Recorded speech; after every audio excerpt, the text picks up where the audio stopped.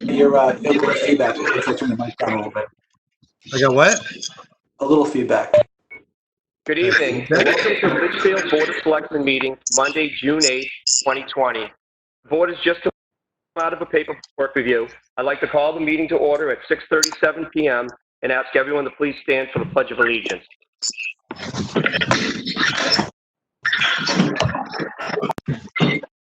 Pledge allegiance to the flag of the United States and to the republic which stands one nation indivisible with liberty and justice for all.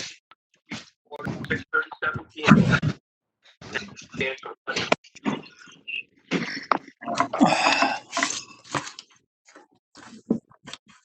Items is a review and approval of consent items. We have the May 11th, 2020 minute meetings.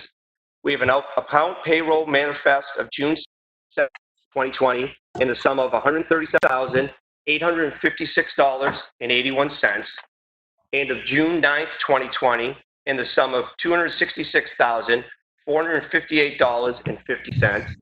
We have a payroll manifest of June 4th, 2020 in the sum of $64,488.47, and of June 11th, 2020 in the sum of $64,459.04. We have the July 2020 tax warrant. We have the April tax collector reconciliation. We have the April town clerk reconciliation. We have a police cruiser purchase order in the sum of $35,978. We have police cruiser equipment purchase sum of $13,499.98. Are there any items members would like to have removed from consent? Hearing none, do we have a motion to approve?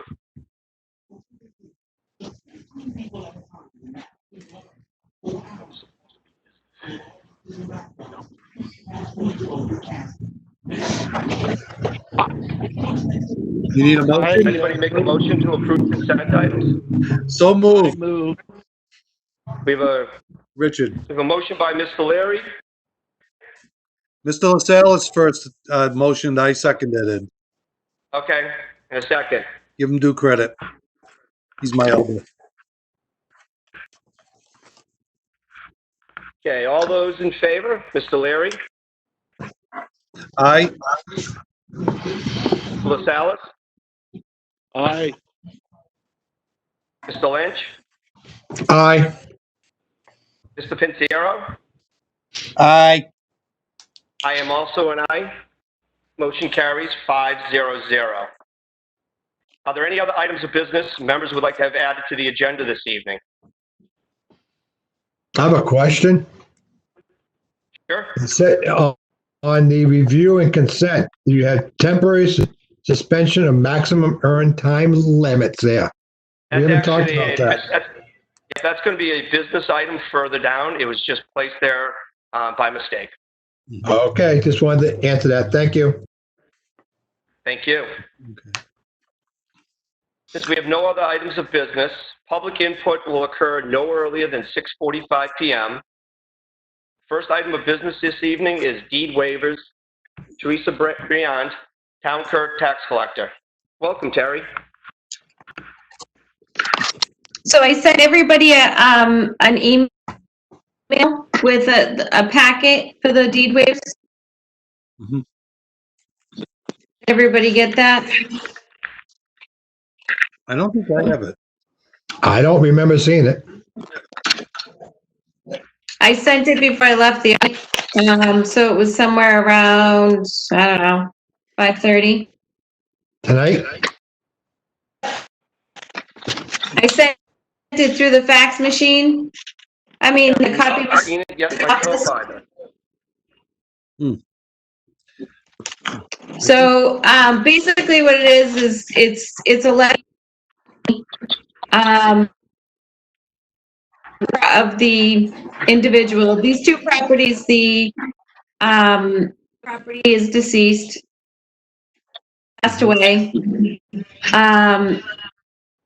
in probate, So they're trying to work through everything to get it all situated. I also sent it what they owed, copy of what they look like, the properties, and also emergency order 25 explains that we don't properties at this time anyway. Because of this emergency order that the governor Mhm. it may not be from me, Mhm. I'll copier. So the copier comes from a thing called no reply at LH.gov, I believe. Excuse me, Terry, turn off your video. Turn off your video. See if it cleans up your audio. Hold on. How's that? It sounds better to me. Okay.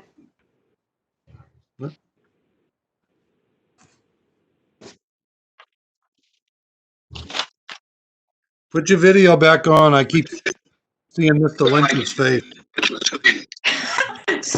Sorry. That Sticky World opened up in October.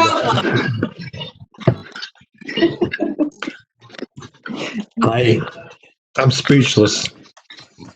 Uh-huh.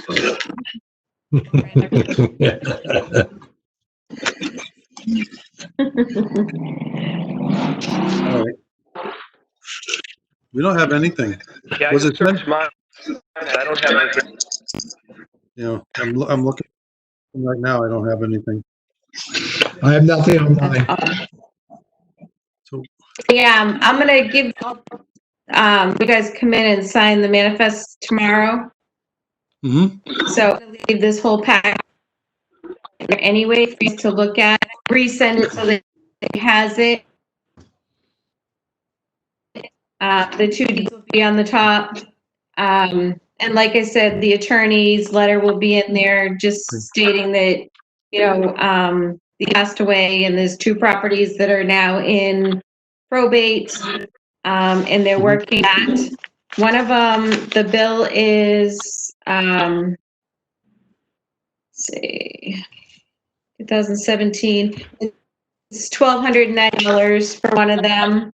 And the other one is $150 and and like I said, it's in probate. I think that the opinion as the tax collector, I think that our best bet is to sign the wait for the funds to be released and let them pay it. Because from my understanding, one of them is gutted out. They're trying to work on it. There's some issues going on there with someone that has been running the property with the owner, and then now the sisters are stepping in, and there's an estate. So I just think it's going to be more of a mess for the town to step in and try to take the properties. They're mobile homes, both of them. okay. So we're basically just gonna, if we take them, we're either gonna have to destroy them, remove them from the property. And for what they owe, it's up to the board, but we can revisit it next year. But like I said, with the governor's order in effect, we really can't even deed them.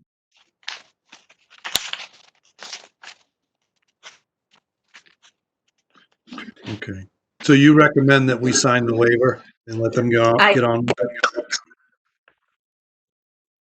If we sign if you do the waiver, the town has a better chance of getting their money later on down the road next year before once the estate is settled. Okay. Because from what I understand, there is one person that is renting one of these properties. So then we have to go through the eviction and all that too. Unless you want to become landlords and collect, and you don't really want to do that either. So I can say from past experience with the manufactured homes, the town has really not wanted to get involved with the ownership because of the cost. Being that I know one is in bad shape, the other one's in fair shape.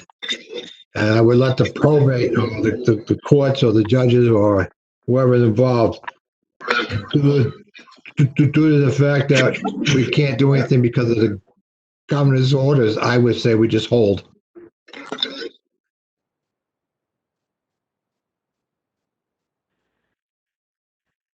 Steve, can you hear me? I can hear you, Kevin. I was Oh, having a good. hard time hearing Terry. She was breaking in and out. Yeah, she was like that all day today. Kevin, you're lucky you can't see me. John, can I turn my video back on now? Go ahead. So Terry, as our tax collector, what do you think is the right process for us? At this point, I think I'm the deed waivers, and we'll continue to collect on them. And once dealing with the sister, dealing with the attorney, I think that they're going to pay this all up. So my opinion is that we sign the waivers and we see what happens and we collect the money. Okay. I agree with you. I agree with that. Now, is that, do you need action from the board, or are you more just making us informed? I will need action from the board. I need you probably need to do a vote on this and then sign them tomorrow. I'll make sure that they're in the office. I'll give them to Troy to have them, or Karen, whoever, and have, so that they get signed tomorrow. Okay. So do we have a motion to deed waivers? I'll make a motion. Motion by Mr. Lynch, Second. second by Mr. Larry. Any further discussion?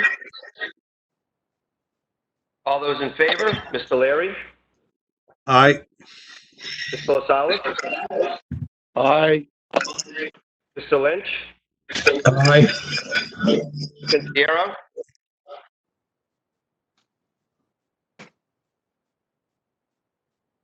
Jack? You're muted. There you go. Oh, Yes or no? Put your hand up. I said aye. Oh, hi. I am also an Heard him aye. that time. Motion carries 5-0-0. Thank you, Terry, for bringing that forward this evening. you're welcome. And I will forward these to everyone so they can read all the paperwork that goes to this. And I'll have them in Troy's office for signatures. Okay. Do you need 5 signatures or the usual 3? I need, just the majority, the 3 is fine. Okay. Okay. All right, thank you very much, Terry. Have a good evening. Thank you, Terry. You're welcome. The next item of business this evening is the reopening plan. Mr. Brown? Okay, thank you.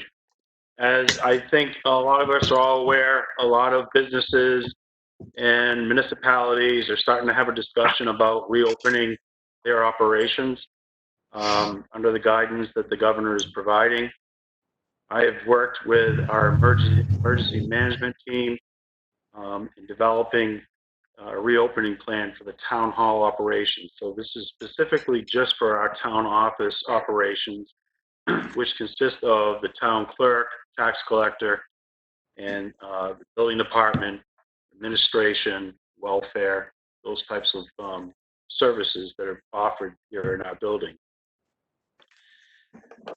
And is something that's a lot of communities use the template, and we're all sort of working off the same template. So it's, it's been worked by a lot of communities, a lot of attorneys, and I think it lays out a really nice groundwork for the first step of opening our town hall.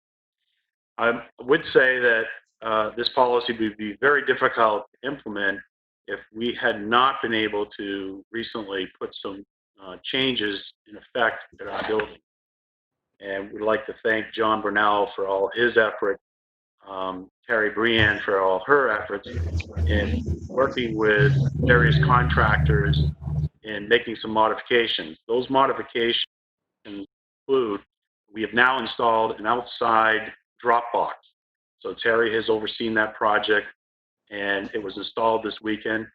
People now are able to come up 24/7 and leave things in the drop box. It would be emptied into our building, secured, so they can drop off any information that they want through that box at their convenience. The timing is perfect for, as we know, our tax bills just recently went out, so if people wanted to drop off their tax payments, they can do that. Mr. Brunel worked with various contractors to install an automated door opening system. And basically what this allows us to do, our staff can remain behind their secured areas, protected by, the glass windows, the transaction windows, locked doors, and people can come up to the doors. They can choose which department they want to talk to, press a button, and we can actually have a conversation, live conversation back and forth with that customer. Once we verify that they've had an appointment, we will be able to allow them to enter the building. This was all completed just recently, the end of last week, up and operating today. So this plan was put together knowing that those improvements were going to be in place. So with that being said, the implementation of the plan is scheduled for June the 15th. That would be next Monday. Really what this greatest change here is that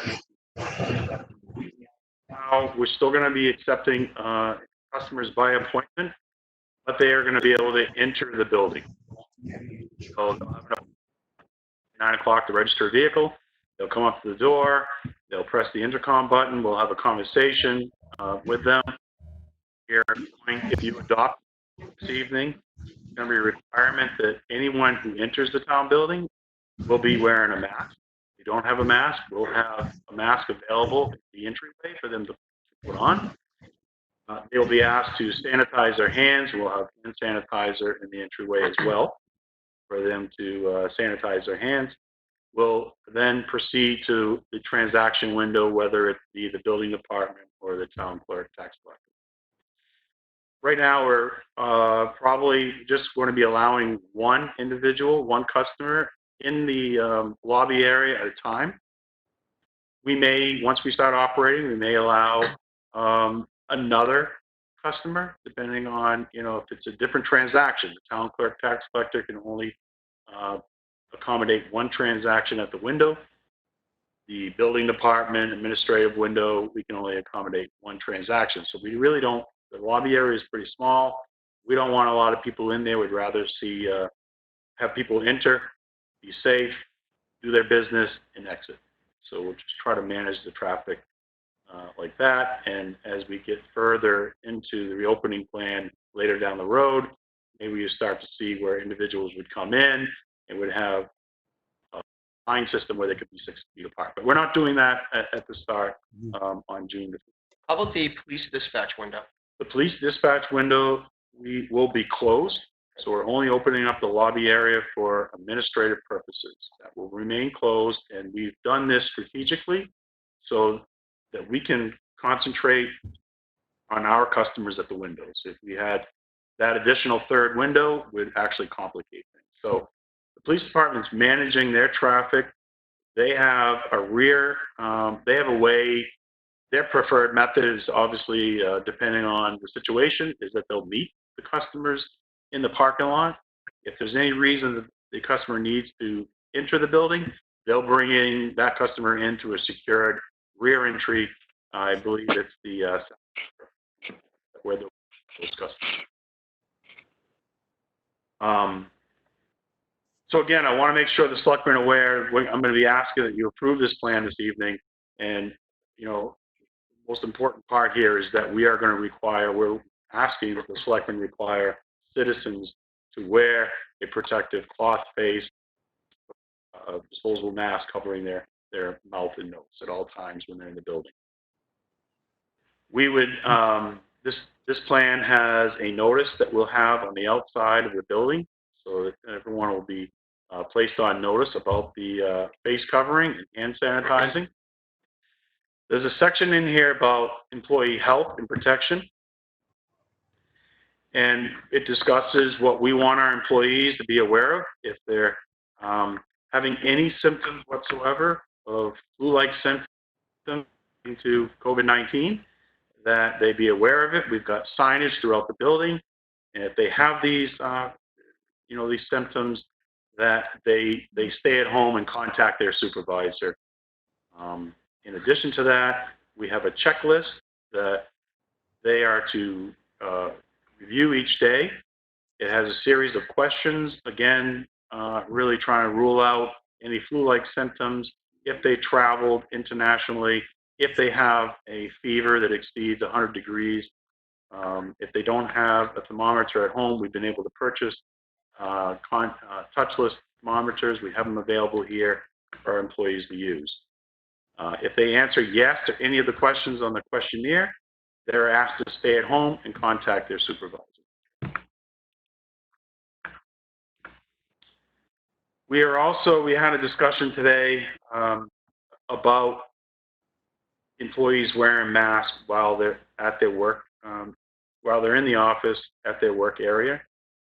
So our position right now is that if they're in their own work area and they can maintain a 6-foot distance between coworkers, then there is no need to wear a mask. However, when they get into the common areas, that they're asked to put a mask on. So we have common areas, the kitchen, the hallways. We ask they put their mask on, go out, do what they need to do, get back into their workspace, and they can take their mask off. We do have one workstation where I know the board's aware, in the town clerk's office, where it's very difficult to maintain a 6-foot distance. Mr. Brunel and Mrs. Brunel has made some changes to the workstation over the weekend. So we have had some separation there, but at this point in time, we're still actually rotating those 2 employees. So what Terry has done is gone back to having 1 employee work in the morning, 1 employee work in the afternoon. But in addition to that, she has expanded the hours of the town clerk's office. So you will now we have it now currently on Monday evenings. We're back open from 8 in the morning till 6 at night, and on Thursday be 8 to 6. So we've actually added some hours for our customers because we know that this is a difficult time for them to register cars, make payments for property taxes, register dogs.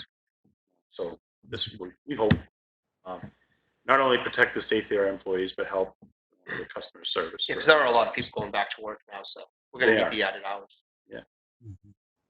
We also, this section talks about employees making sure that they constantly practice good personal hygiene, washing their hands with soap and water. We have been able to purchase hand sanitizers and soap. We have those all available. Asking employees to make sure they clean down their work area, share equipment. For example, if you use the copier machine, once you're done using it, that you disinfect it so that it's ready for the next employee to use. Ask employees not to invite guests, no family members, no friends to visit the office. We're going to have a system in place for employees and customers that come in, need to review files or records. We're very fortunate that this building was designed to have viewing rooms, secured viewing areas for both the administrative and town clerk side. So perfect space for residents and customers to come in. We're going to make sure that they put on new gloves as they handle the town files, and we'll be watching them. They can, seeing them, the files. Once they're done, hand the files back to us. They'll be asked, to leave the building and throw the gloves into a trash barrel way out. So that's kind of the, what we're asking our employees to do. A lot of this we've been doing already. But I think that over time, it's, we're just going to try to reinforce this behavior again. And the biggest concern that we've, told the employees that now that some of the stay-at-home order is being relaxed, there's going to be more people out and about, and obviously our employees are going to be out in different areas now. So we actually do have sort of a concern of a higher risk of bringing the virus into the town, and that's why we're recommending these procedures. For the protection of the general public, again, limiting access to the lobby area, asking for appointment only. So if we have a customer that shows up, they don't have an appointment, and what this policy says is that, on a case-by-case basis, we will accommodate that customer. We have the technology now to be able to talk to that customer out at the door, allow them in. It's just possible to have back-to-back appointments, and if they don't have an appointment, they will have to wait until we've cleared up. Okay. So,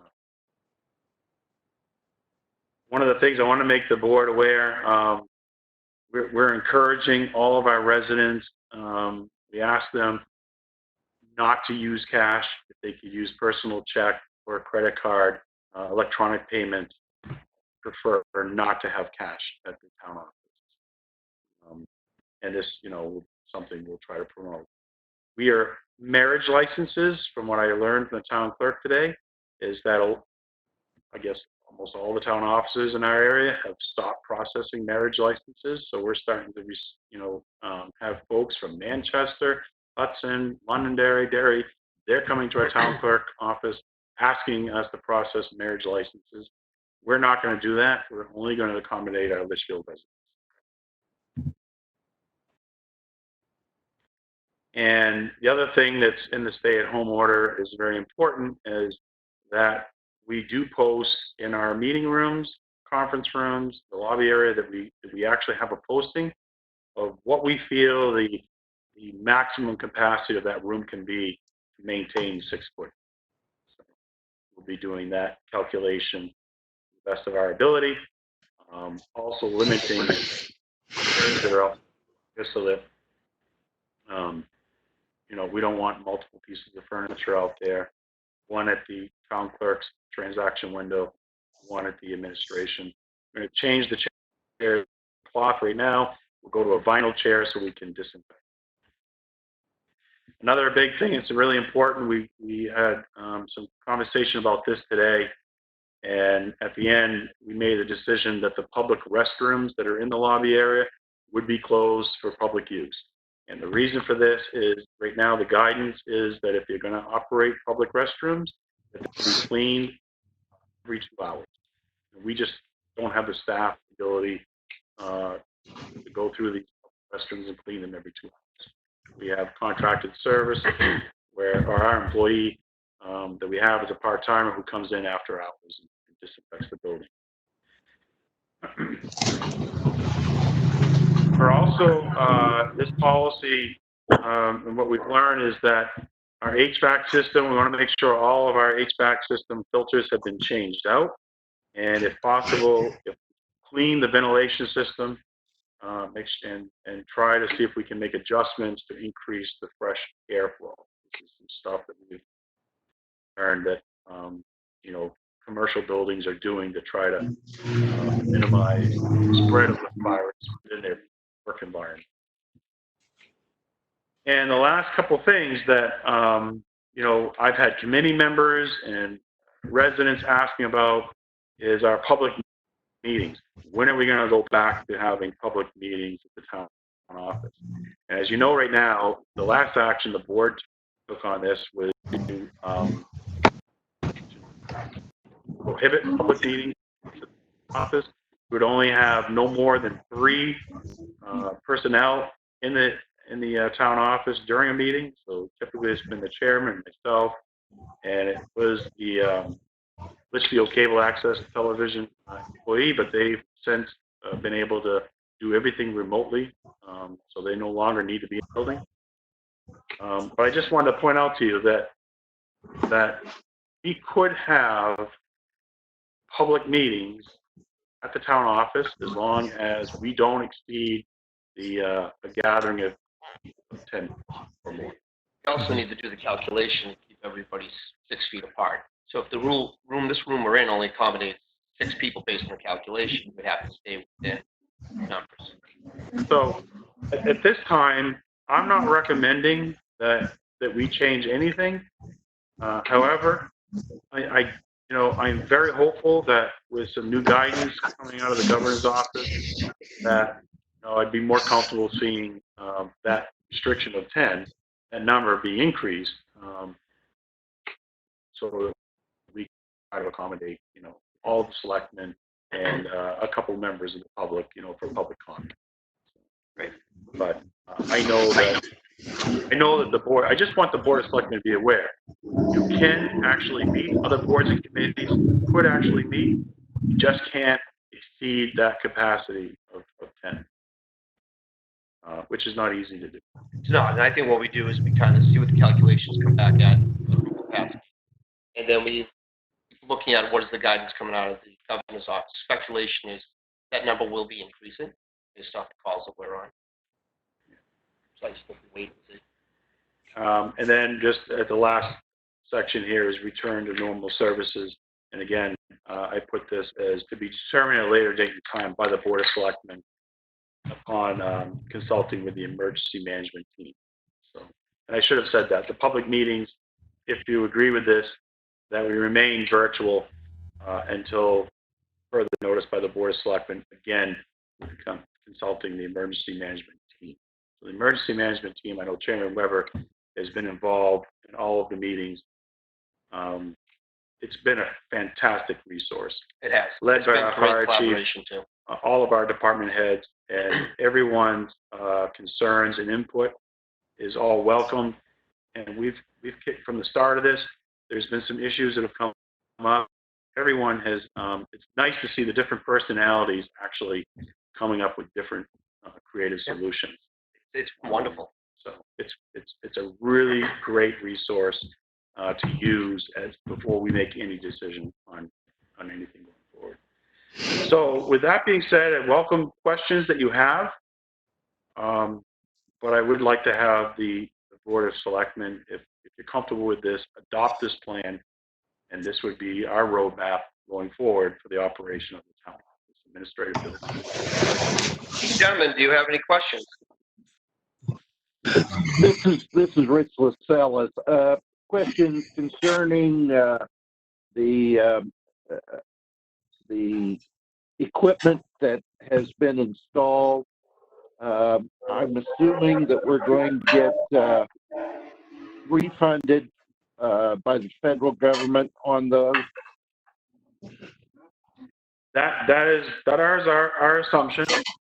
We believe that all the work that we have procured to date is all eligible through the Gopher funds, which is funded, of course, through the CARES Act.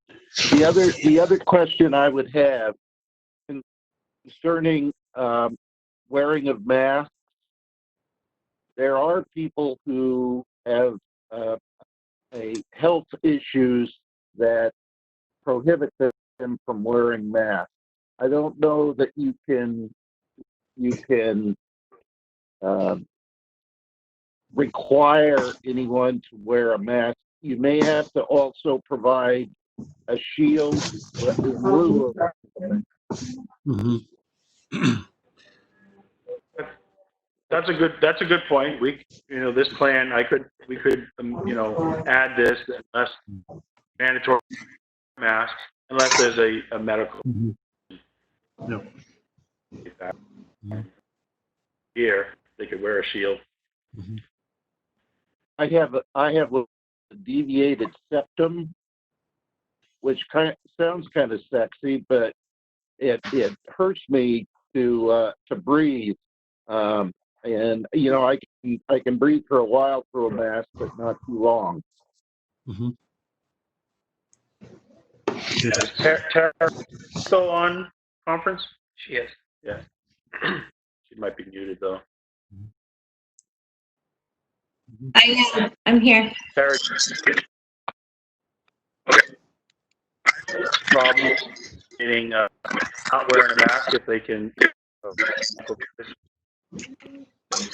I don't. Provide them with Yeah, if we can find some shields, I agree with that, or we ask for a home shield. Wear masks.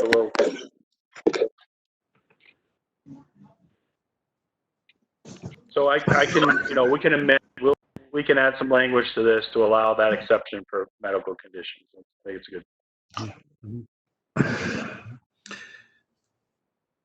Is there any reason why the people working at the town hall shouldn't wear a mask during the day as well, just for added protection? Even if they're in their work areas, I mean, and Terry, you're the one who can add to that too. We are wearing a mask. I don't see a reason why. Yeah. Sorry? We're wearing a mask in our area because small. We are wearing the mask. Okay. So it's the other areas that aren't. Yeah. Maybe everybody should, just to be safe and on the same page. Just to add to that, Bob, I think that's been addressed. If they're going to leave their workstation, they're 7 feet or 8 feet apart most of the time. Mm-hmm. To sit there with a mask and all day can be somewhat of a burden. We all know that. Yeah. But if they get up and move around, I think the mask should be put on. Okay, that's what. But to sit there at your desk and hit a calculator, Karen's in her room, Troy's on the other side of the world there. Okay, so he's by himself, but still, I think we got enough separation. But if they get out and start walking like they said in the plan, that would require they put their mask back on. Okay.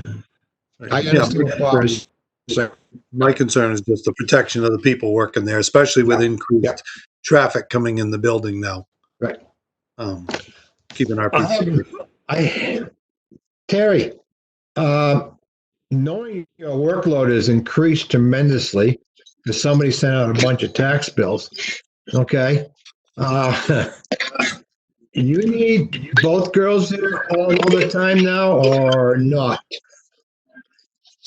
It's extremely busy. And it was tough. Taxes that came in, and through dropping their taxes off, we collected $1 million today. We're not going to have a problem collecting them. And then we also got a wire transfer from one of the banks. Mm-hmm. So it was tough because the phones were very, very busy.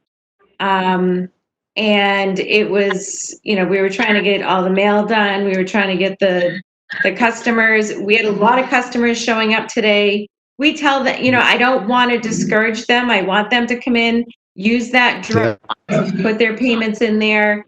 It was extremely busy today, but it was Monday too. So, yeah. So when are you looking to have both girls back on? I don't know. I mean, when we did that meeting, Troy and I sat through that meeting, their suggestion, because it was a small area, that it was too soon to have both girls, all three of us there. Okay. If we have, maybe extend one of them and just move them into maybe one of the conference areas and have them sort the mail, and then one of us put the mail in. They can't use the computer wherever they are, but we're going to have to work through that and figure out as it gets busier how we're going to do this. Okay. One more question I have, Dr. Terry, about for the whole plan. I noticed you're talking about buzzing them in one at a time. Note that different than a retail store or anything like that. Matter of fact, your volume is going to be much lower. If you can only buzz in so many at a time, so you keep your taping area off, so you can at least put 6 or 5 people in there. or 4 at one time to come up to the gate. Something like that I was thinking about, that's all. Well, like I said, I mean, with the Dropbox, they don't need to come into the building. Yep. They could do it through the mail. We had probably, I think we had almost $60,000 today in online payments for taxes. Mm-hmm. So a lot of people are using that as well. There's some in town that don't want to use the online, and I don't want to push anyone into that. So Okay. use the Dropbox, and we can make appointments for people as well. Okay. I mean, we want everyone to be comfortable with what we're doing. I'm happy with my questions then. I just had these thoughts, okay? I just wanted to get out there. That's all. Okay. Gentlemen, are there any further questions? Okay, hearing none, do we want to accept the plan as presented with the amendment of shields in lieu of masks? I'm making a motion to allow the shields. Because Rich is correct. There are a lot of people I know have breathing issues with masks. So, and they're going to shields, those folks. Be wise. Cement. So Kevin, your motion is to accept the plan as written with the modification, it's shield in lieu of masks due to health issues. Yep. Okay, we have, excuse me, we have a motion by Mr. Lynch. I'll second it. Lascelles. We have a second by Mr. Lascelles. Any further discussion?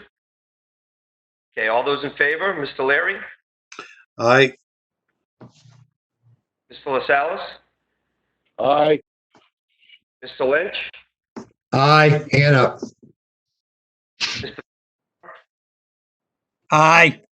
I am also an aye. Motion carries 5-0-0. Seeing that it is 7:18, we'd like to open up public input. Do we have any members of the public that would like to speak? If so, please state your name and address. Wayne Brunel, Caulfield. if you could open the lines, that'd be great. He looks familiar. Wayne Caulfield, 454 Charles Paragraph Highway, Litchfield. Good evening, Wayne. Welcome. Hi, how are you? Well, thank you. Yourself? I'm doing well. Thank you very much. Thank you for having me. Mhm. I'm not sure how this works. I've never been to an actual selectmen's hearing as far as I recall. But basically, I'm one of the owners of Mel's Funway Park, and I did send an email to the selectmen today addressing the situation at Mel's, where we didn't even know we could open until approximately 2 weeks ago, where it happened very suddenly. It was, so we've only been open now for about, I don't know, about like 12 days. And in that time period, of course, as I had explained, email today to the selectmen, we couldn't get a restaurant for this year. Obviously, once the coronavirus hit, they didn't want to sign the lease. Of course not, because you can't eat inside. So as common sense would tell you, is there another alternative for a way for us to feed our patrons who come to Mel's Funway Park? And we already have a permit to cook in that corporate tent area. Not only that, we already have a permit from the vendor whose permit is valid until October of 2020, who served Spooky World, who offered to come in and do the cooking and service the public. The only piece that's missing is that traditionally this would go before the planning board, and there's not enough time to go through the planning board. But as you can tell, all towns and cities are making accommodations from the top, which is you, the selectmen. Manchester specifically, his name is Mayor Joyce Craig, had made a decision to allow restaurants to go into the sidewalks. The city alderman of Nashua had made a decision to let them actually go into the streets, and they closed down half of the streets of 4 lanes. They took 2 lanes and made them restaurants. These are unprecedented times. They call unprecedented action, and I'm asking the selectmen to back Mel's Funway Park and simply serving food, which we're allowed to do within the corporate area, and to the public using the vendor of Spooky World with one 8x14 booth just for 90 days. It's a very simple request. Okay, I believe in your request, it came in and said that there was a verbal communication that the zoning enforcement officer declined. That's correct. And the zoning enforcement officer at this time is Troy Brown, I'm told. Okay. Well, with Mr. Brown in attendance this evening, could you let the board know and the public know what was the reasoning behind the non-approval of the request? The verbal non-approval, because you haven't done it in writing yet. Right. So, as you just heard, I just became aware of this situation. It was questioned whether or not it was in violation, the temporary food cart was in violation of the site plan. I then reached out to our legal counsel and our town planner to see what they believe, if this was could be something that is already permitted on the site plan, or it's something that actually not has been improved. So it was brought to me by a complaint. I've been doing some research again with legal counsel and the town planner. I have not had any conversation except for today with the owners of Mel's. We had not received any prior notification or request before the food cart was placed there, so there was no request for a temporary waiver, nothing that I could do, to react to. So I've just received a complaint that this is a violation of their site plan. So that's what I've been doing.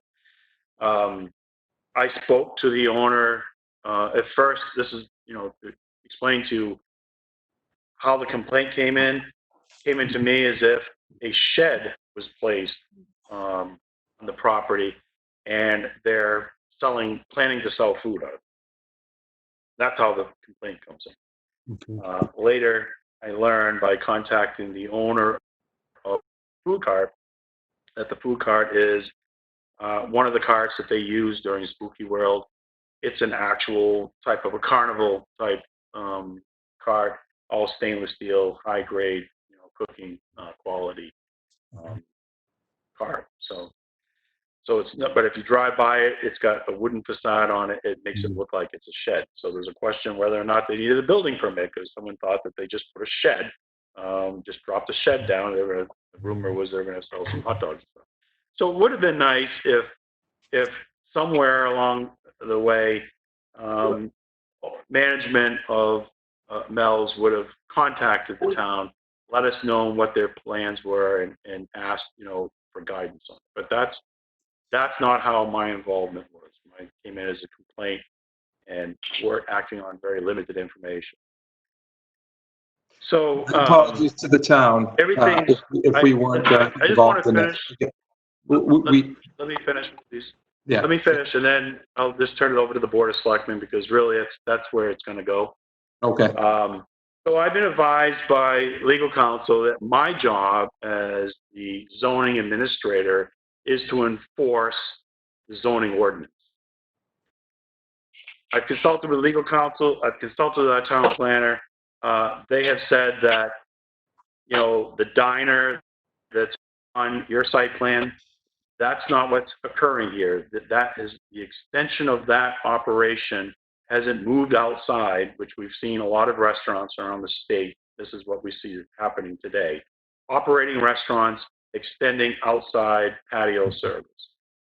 The restaurant on site right now isn't open. It's not operating. It's not the vendor that's providing the service out in the grass area somewhere on the site.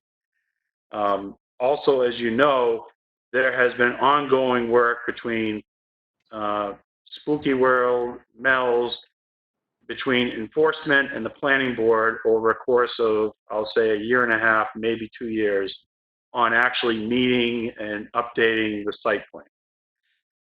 So for the food service that's actually on the site plan right now for Spooky World. Yes, it's there, but the last action of the planning board, that all the site plan conditions have not been met yet for the operation of Spooky World. So I can't use the extension of Spooky World for food operations today, because technically Spooky World doesn't meet the site plan conditions of the planning board. So as a zoning enforcement officer, I'm in a position where I don't have the authority to grant a waiver for those two reasons. However, I've been advised by legal counsel that the enforcer of the zoning ordinance, ultimately the Board of Selectmen, and the Board of Selectmen can decide not to enforce. You can elect not to enforce, and so that is an option for the board.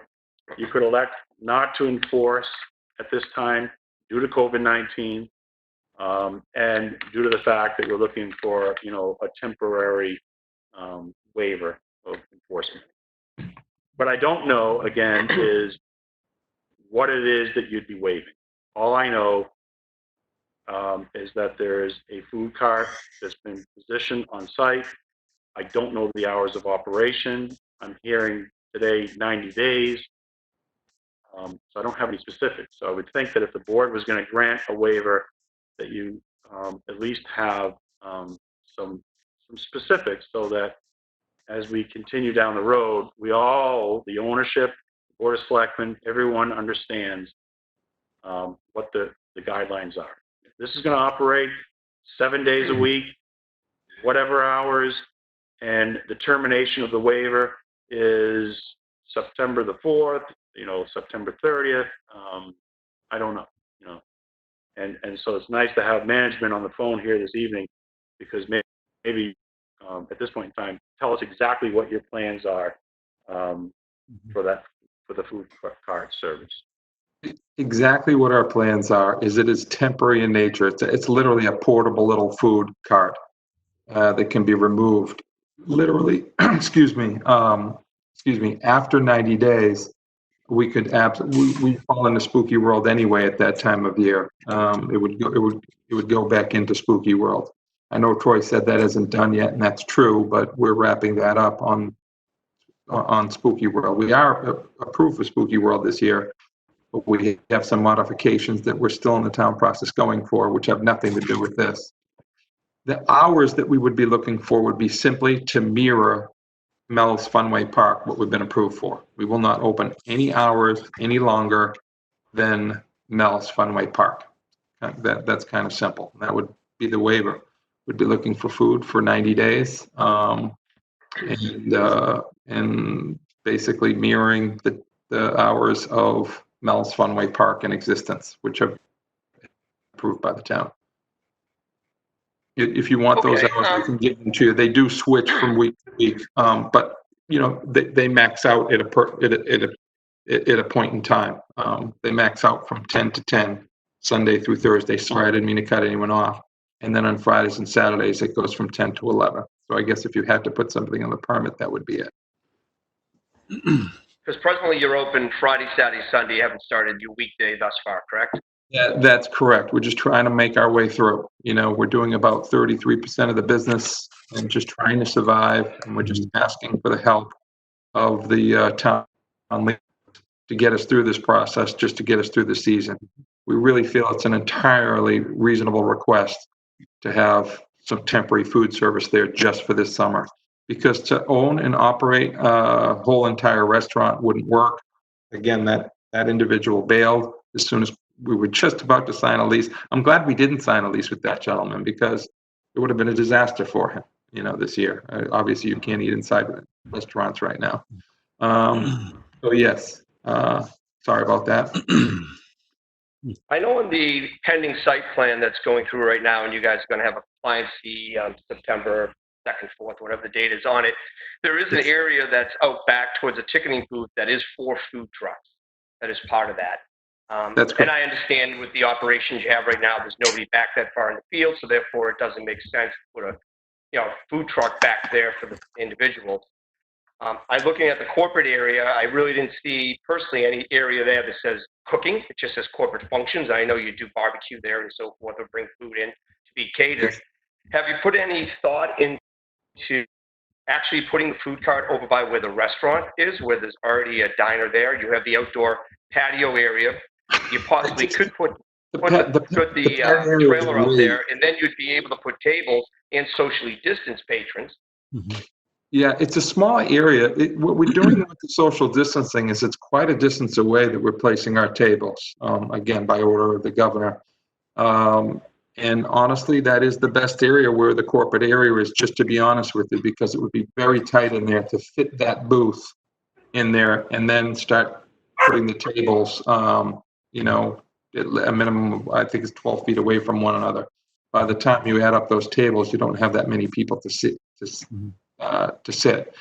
not that obtrusive. It's not that ugly. It's only 90 days. And, you know, that's what I'm hoping, you know, that we can get through this just this summer. And we're just trying to make our way through like everybody. And I even heard the beginning of the meeting about everybody. Everything was about coronavirus, your whole entire meeting today. Mhm. Everybody's trying to get through this. And as a business, it's one of the few businesses Litchfield, we're asking for the town's help for that temporary waiver for just 90 days to get through the summer. To serve food as we always do, just in a different capacity for 90 days. Gentlemen, any comments, thoughts? Yeah, I would agree with Chairman Weber. I think that down by the restaurant would be an ideal location. I know you're asking for us to work with you on this, and I think we are willing to. I would also ask that you work with us. We're trying to come up with a solution that's amicable to everybody. I think down by the restaurant where it's already a food area would be the ideal location myself. I would be in favor of that. With that, I don't know how everybody else feels.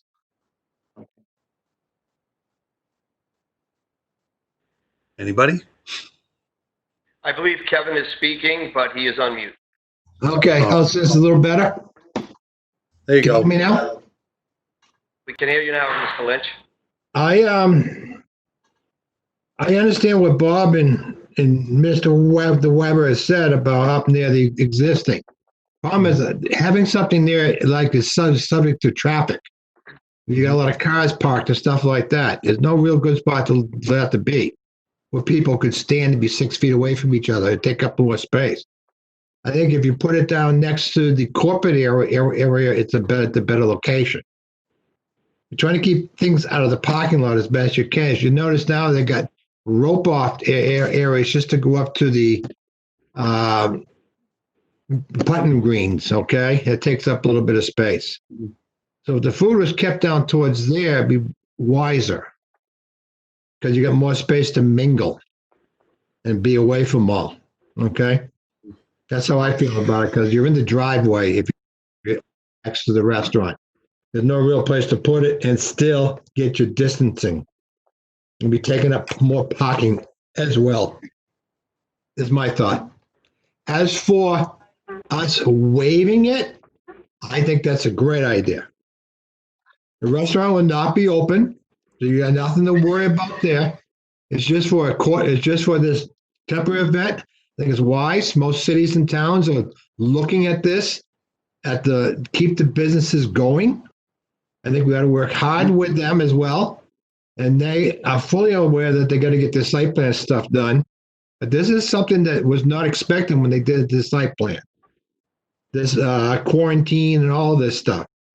So I think it's wise if we could use this place down there wiser and keep the parking lot more open for traffic. Okay? That's how I feel about it, for the pedestrians as well. I'm not a public speaker, and I get a little nervous with these things, to be honest with you. So I'm sorry if I'm not clear. The corporate events have 100% canceled this year. We don't have a single corporate event lined up. Perfect place to put it. Obviously. So I just didn't want you to think that they're competing with the there are no corporate events this year. All of them have canceled. Well, first, I'm saddened to hear you're not going to have that revenue stream, because it's a good revenue stream for you. You know, and knowing that you do have a lot more space down in that area. Yes. I think it's nice to see that the Board of Selectmen is trying to support a business here in town.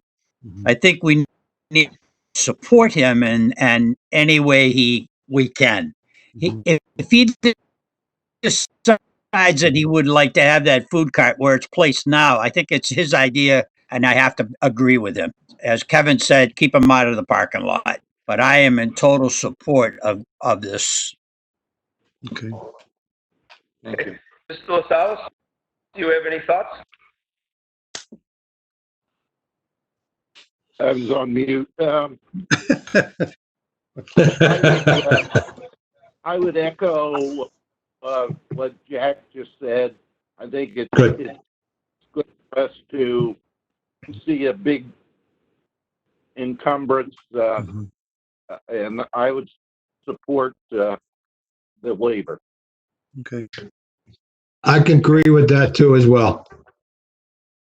What I personally would like to see is in writing, an outline of what they would do with the hours of operation, something that is more substantial. We can put a date on it, on, the validity of the waiver, so that we know that it does have an end date and that we know exactly how it will be operated.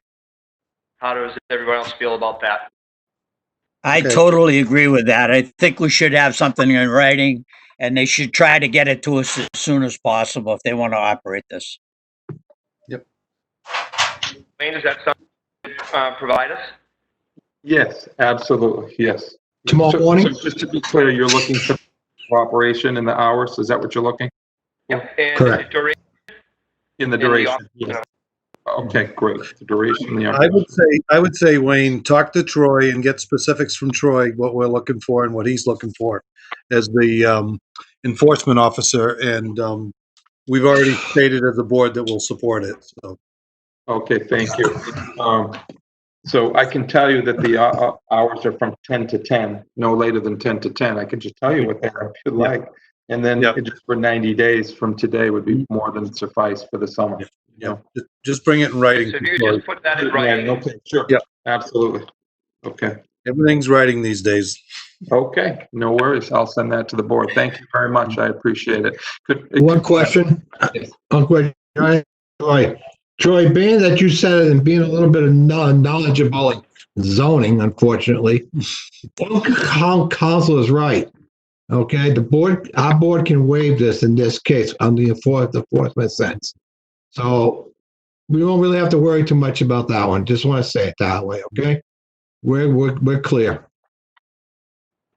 My question will, I have a question. Is with him bringing these hours in and the duration, is this going to hold him up, or can he continue on and just get that into Troy? That's good enough for me. Yeah, Troy. I would make a motion to grant a waiver to Mel's Funway Park Thank to you. operate a temporary food cart as discussed this evening and formalized between Mel's Funway Park and the code enforcement officer or zoning administrator. So moved.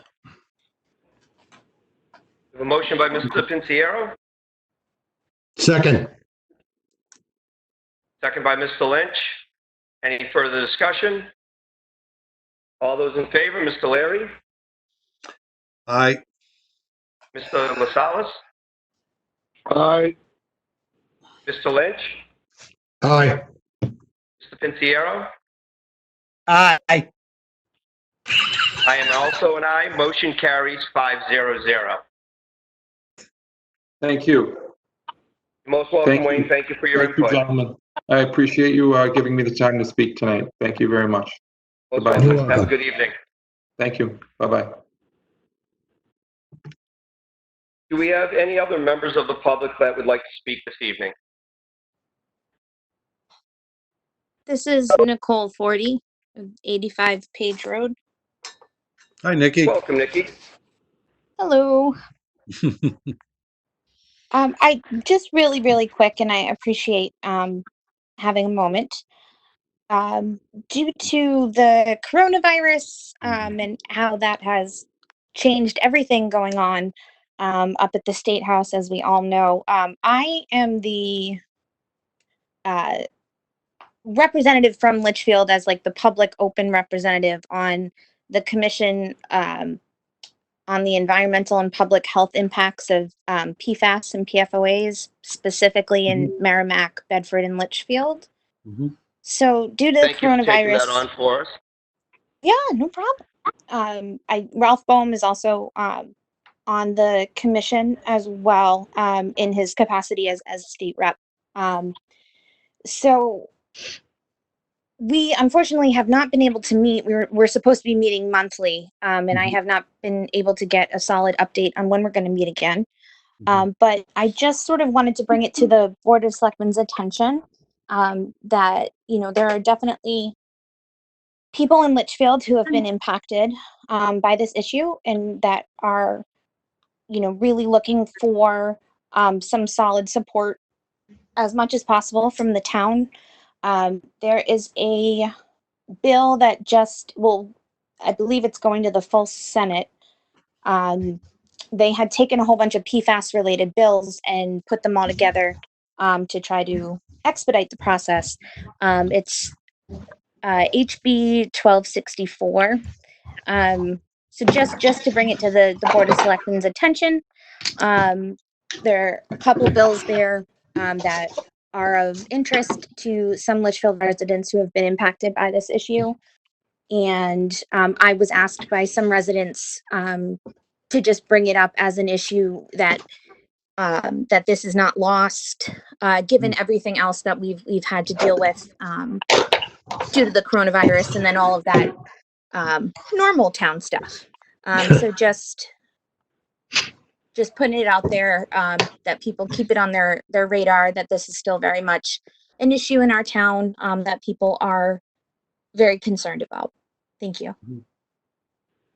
Thank you, Nikki. I appreciate that. Yes, I, for one, know that it is a health issue and something that's impacting our whole community, and we got to keep it at the forefront, even though we're dealing with COVID-19 right now. And I appreciate your efforts up in Concord for us and coming and keeping us notified this evening. Gentlemen, do you have any other input for Nikki?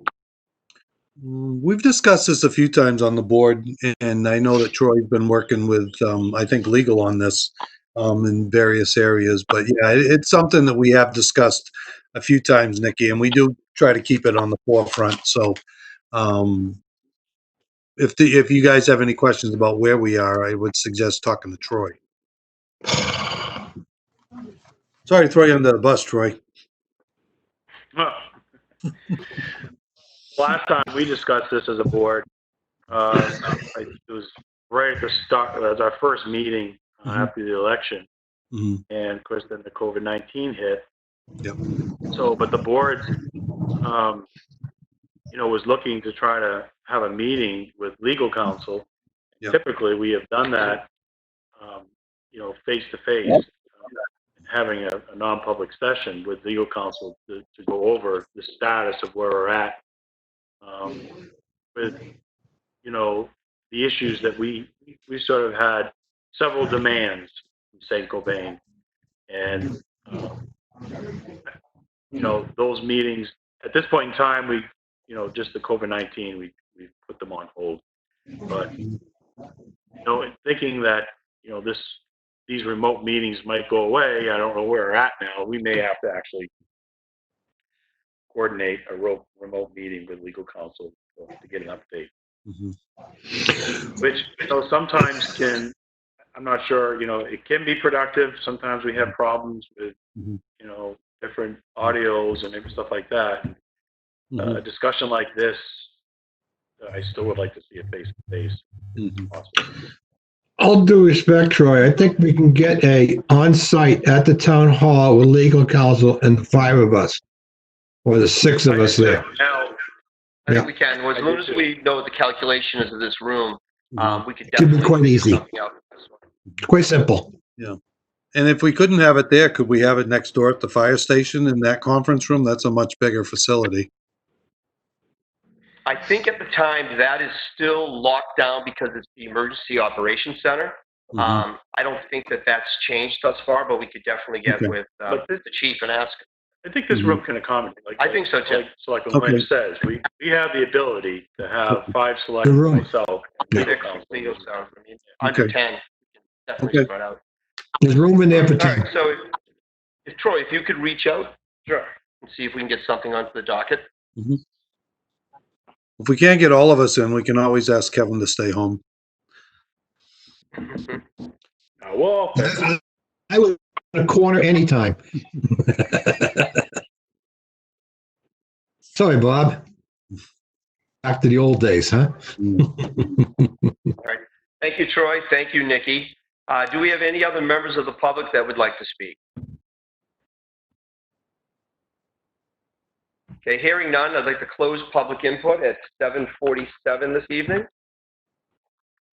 The next item on the agenda is John Brunel Radio Tower Project. Mr. Brunel. Good evening. Let me just pop this up for everybody. If I can find it. There we go. I thought it would be good to actually just give a quick update on the project since you folks approved it back on the 27th of April. So just a little bit of history. As everybody knows, the board approved me to go forward for the replacement of the communication system within the town on the 27th. Troy and I, over the last month or so, have been working with our financing company and several vendors to kind of meet the financing requirements. We finally secured, with a lot of back and forth and a lot of negotiation, the financing was secured on the 27th, and we have now placed all the orders for the equipment and so on. Additionally, in parallel, we were also working on the site work. As you know, this is a 4-site system. Some of the sites are existing sites, some are new sites. And for our existing site in Morgan, that went by no problem. There was no issues there. We were able to achieve everything we wanted to do. For the Old Town Hall and Dara Pond, those both required us to do a geosoil test, and those were executed and completed. And we just got the reports today, and we're green lighted to move forward with those 2 locations. And as a side note, you may be unaware of the Dara Pond location. We did pivot early on from the Campbell site to Dara Pond for several reasons, based on the fact that it is a town property and a little bit easier to negotiate. And also, we had better access to some power and so on for the site. So that's been agreed by the Rec Commission, and we're moving forward with that with no issue. Surprisingly, the one site I thought was going to be the easiest was the Colonial Tank site, which is owned by Penachuk. As folks have been around for a while, when Penachuk constructed that water tank, during the negotiations, it was asked and agreed to allow the town to apply assets on those, to have assets on that tank to accommodate a future radio project. We came to learn after we passed the town election from Penachuk that there was no structure put in place to do that. The tank wasn't constructed to do it for whatever reason. Earlier on in the planning stage, they believed they were all set. They told us, "Yep, not an issue. We have that agreement. Yeah, you can put the stuff on top of the tank and so on." But as we went to start doing the second phase of the site work, it was discovered that, like I said, no one put any accommodations on it. So we had to pivot very quickly. The tank was no longer an option. The climbing ladder was no longer an option. So we had to move to potentially putting in a tower on that site. In addition to that, one of the things when we talked to Penachuk back in the fall of last year, in addition to being able to put on top of the tank, we were also sold that we could potentially hook up to their emergency generator. Again, we learned later on that there was no emergency generator up there. The gentleman was mistaken. He thought there was one, but there was not one in place. So anyway, as I said, we had to pivot a little bit, and we're going to put a tower up there. So we're in the process of going through that process now. This is a picture of the existing from sky view down. Obviously, you see the tank that's there. The green location is where that's going to go. That tower is just right outside their fence in town property. If folks don't recall, We gave Penachuk an easement to that property for about 0.66 acres. The rest of it's 19 acres of town property. So we're going to basically construct that tower adjacent to their fencing. And they have agreed to allow us to still hold all of our major equipment inside their protected fence area, which is a good thing because we don't have to put a fence around it. So that's been agreed to.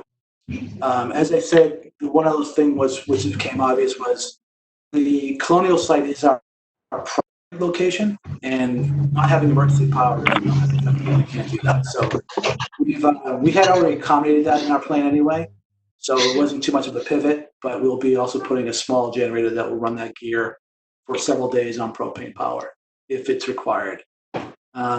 We're in the final processes right now with Penachuk to get site clearance into that space and to figure out, what other obstacles we may run into, because that whole fence area outside is covered with trees. So we got to figure out how we can get any heavy equipment down there, whether we can take the fence down temporarily and put the fence back and those kind of things. So that's where we're at with the project. Took a month to get to where we're at right now. We believe the equipment will start arriving at the end of June to be put together and so on. We should see tower construction happening sometime at the end of June also in those other locations. That's sort of my update. Hopefully it wasn't too fast of a pace, but that's where we're at with the project, and we're coming along fairly well. I have a question, All John. right, thank you, John. Thanks for your effort. Anybody have any questions? I'm sorry, Steve. I do. John, the generator, you're looking at purchasing one. There's one at the old firehouse that's not being used at all. So the one at the old firehouse was an option, but its age is also an issue. So in the size of it is. So the newer models we have is about 7.5 kW.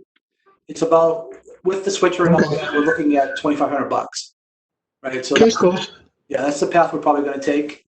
But we're still open for options. Like I said, I had it in the back of my mind that may become a problem because I wasn't able to get confirmation early on. It was really verbal. And like I said, my guess was right.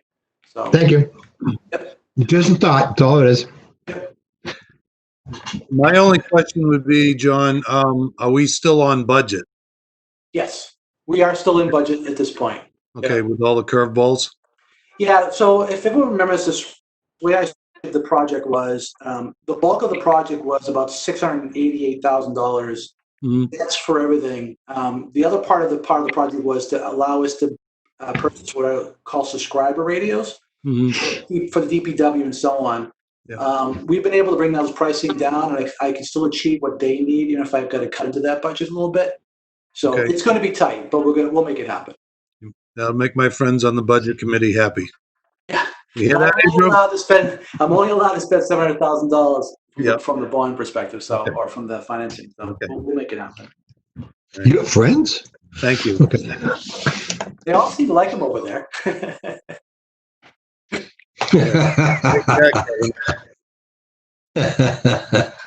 I'll get back at it. Do we have any other questions for Mr. Brunel on his update?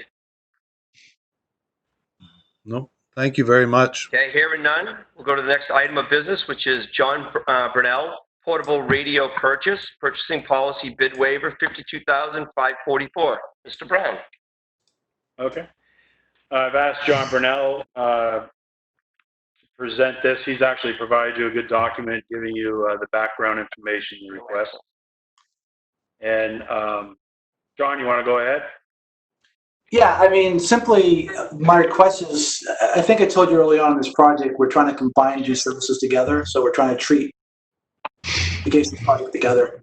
Both the fire department and the police department have in their appropriation funding to continue their portable life cycle replacement. So what I'm at, because of the board's actions a while back, I'm just asking permission to be able to go ahead and be able to expend those dollars on behalf of those two departments. That will allow us to combine those purchases to allow us to kind of drive the price down a little bit. So, like I said, a little bit of the history. Again, the departments have had that program in place. Fire departments for a bit longer. The police department is fairly new. Every one of those every radio in that department is aging, as we can expect. So this just helps them get back into a more current level of equipment. By allowing me to combine these two appropriations, it's giving us about the budget of $52,544 combined, which is allowing me to, one, achieve the fire department goal of their 7-in-1 radio. And then the police department will allow me to get their 4 replacement radios that'll retire 4 very old portables today. So like my request is just so if the board is in agreement to expend the dollars as it's laid out in the budget. And John, are we waiving this because it's proprietary equipment that we only have one supplier for also? Yeah, it's Motorola. It's a single source. It's a single source manufacturer, and 2 ways the only authorized vendor in the area that we deal with. So even if we went out to bid, we'd be going out to one person. Yeah, the price won't be changing. Right. Correct. That's a good reason to waive the policy. Gentlemen, any questions? Nope. So I had prepared a motion to cover, look at, making sure we follow the purchasing policy. And again, the amount of this exceeding the 10,000 requires selectmen approval. And because it's a sole source, which is covered in section 6 of the purchasing policy, the selectmen can waive competitive bidding. So I prepared a motion to say I move to authorize the expenditure. You got it? Yep. Okay. So I know normally the chairman does not make motions, but since I have it written, it'll be for reasons of the auditors. I'll read the motion. I move to authorize the expenditure for police and fire radio equipment as discussed in accordance with the town's purchasing policy, section 6. So we have a motion by Mr. Weber. Second. We have a second by Mr. Larry. Any further discussion? All those in favor, Mr. Larry, Aye. Mr. LaSalle, Aye. Mr. Lynch, Aye. Mr. Pinciero. Aye. I am also an aye. Motion carries 5-0-0. Thank you, John. Appreciate all your efforts. Yep. Thank you, guys. Have a good night. You too. Thank Take you. care. Don't leave us. I'm going back in the woodwork. The next item on the agenda is investment policy. Mr. Brown. Okay. So the town has an investment policy. It's reviewed each year by the Board of Selectmen. The policy is required by state law. The whole purpose of the policy is to make sure that we preserve our principal. So it's about safety, preserving the principal of our cash, and that we also make sure that our cash is available. So it's, we don't want any long-term investment tying the cash up, which would cause us to have to borrow money in anticipation of taxes. So it needs to remain very flexible, very liquid. Obviously, when you're investing and trying to preserve that principal low risk and keeping the funds very liquid, our interest rate in these types of investments are very limited. So at this point in time, I just checked today, in our general fund, our checking account, we're only receiving 0.25%. So that's a big drop where we were about a year ago from today. The investment policy is a document that's required if we were to go out for bonding. It also addresses our cash flow, which is something that, we work with the town treasurer, the finance director, and the school district throughout the year. The biggest cash flow is our monthly payments to the school district for the portion of school taxes. And, we haven't done it yet, but typically sometime when we'll get out into July or August, we'll agree between the school and the Board of Selectmen on a payment plan where we'll make payments throughout the year for the school property. And that's very critical. I want everyone to be aware that we work with the school department, especially this time of the year, about a month ago when we're getting low before the tax bills go out. the school department will work with us and say that, agree to forego a certain payment amount so that we don't have to borrow money in anticipation of taxes. Another important piece of this plan, the policy, is the treasurer's delegation of authority. So the town treasurer delegates deposit authority of town funds, and we have already acted on that once, I think last month, where the treasurer delegated the authority to the town clerk tax collector, the deputy town clerk tax collector, and the clerk, all in the same office. All three of them are designated by the town treasurer and authorized to make deposits on behalf of the town treasurer. There are no, again, this policy's been in place for some time now. There's no recommended changes to it. It seems to be working fine. So the intent was to present it this evening, let everybody have time to digest it, and then approve it with any corrections we need or Any amendments. questions? Okay. Gentlemen, do you have any question at this time? I haven't seen the policy. Okay, well, it's on the Google site with the links for this evening's meeting. Troy, if you can Okay. send it out via email to everyone, everyone will have a chance to review it prior to our next meeting, so we can see if we'd like to adopt Okay, it. we'll send that link out again.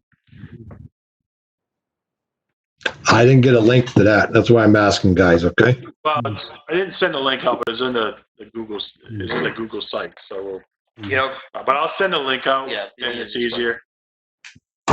Thank you. Yeah. Kevin's the missing link. Did you see it, Bob? Did not. Ting-a-ling, ting-a-ling. Okay, so we'll have that sent out and we'll address it at our next meeting. The next item is earn time policy cap suspension. Mr. Brown.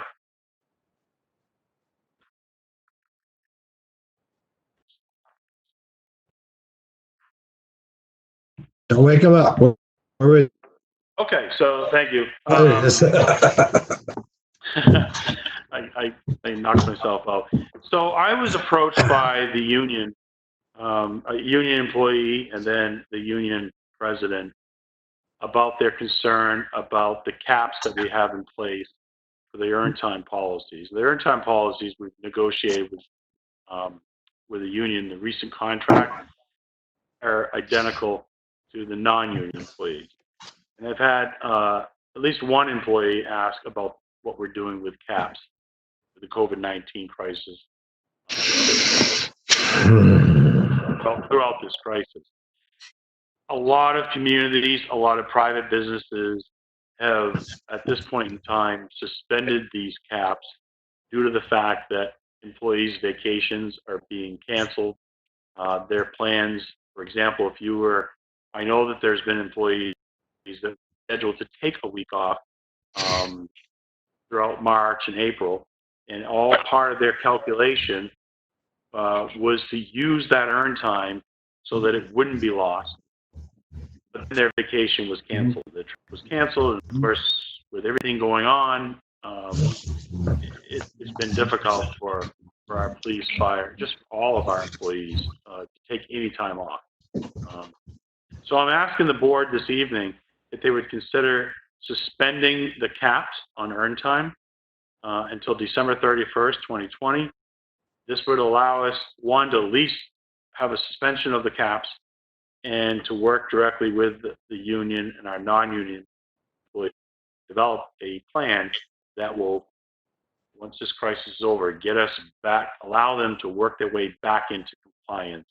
And, the town accomplishes what it wants with the cap, but our employees don't lose their earned time that they've been accruing and, planning to use. I just think this is a fair and reasonable request. Is this occurring in the private sector? Excuse me? Is this occurring in the private sector as well?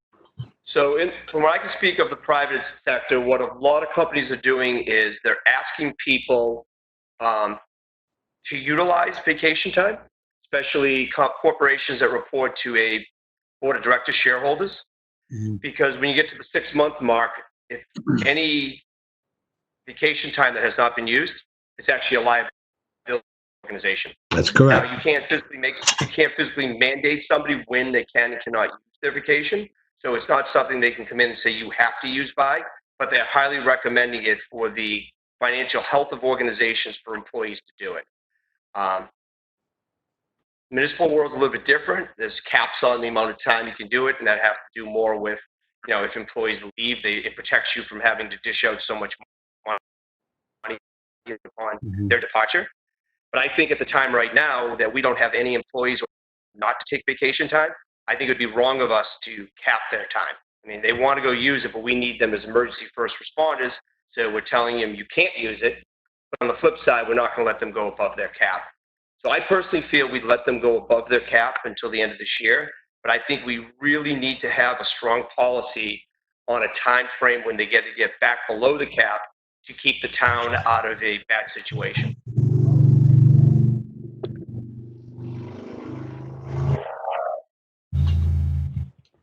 Any other thoughts, comments, input?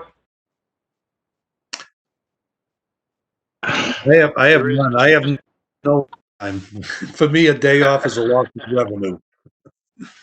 So, And From a self-employed man. yep. I had vacation time when I worked and stuff like that, but we never got compensated for it because I was a fixed income. I was salary. And you work more than 40 hours, you work. That was it. Okay? You didn't get the time off. I'm just trying to figure out these for essential personnel, they're getting extra funding from the state now. Government for, the pandemic.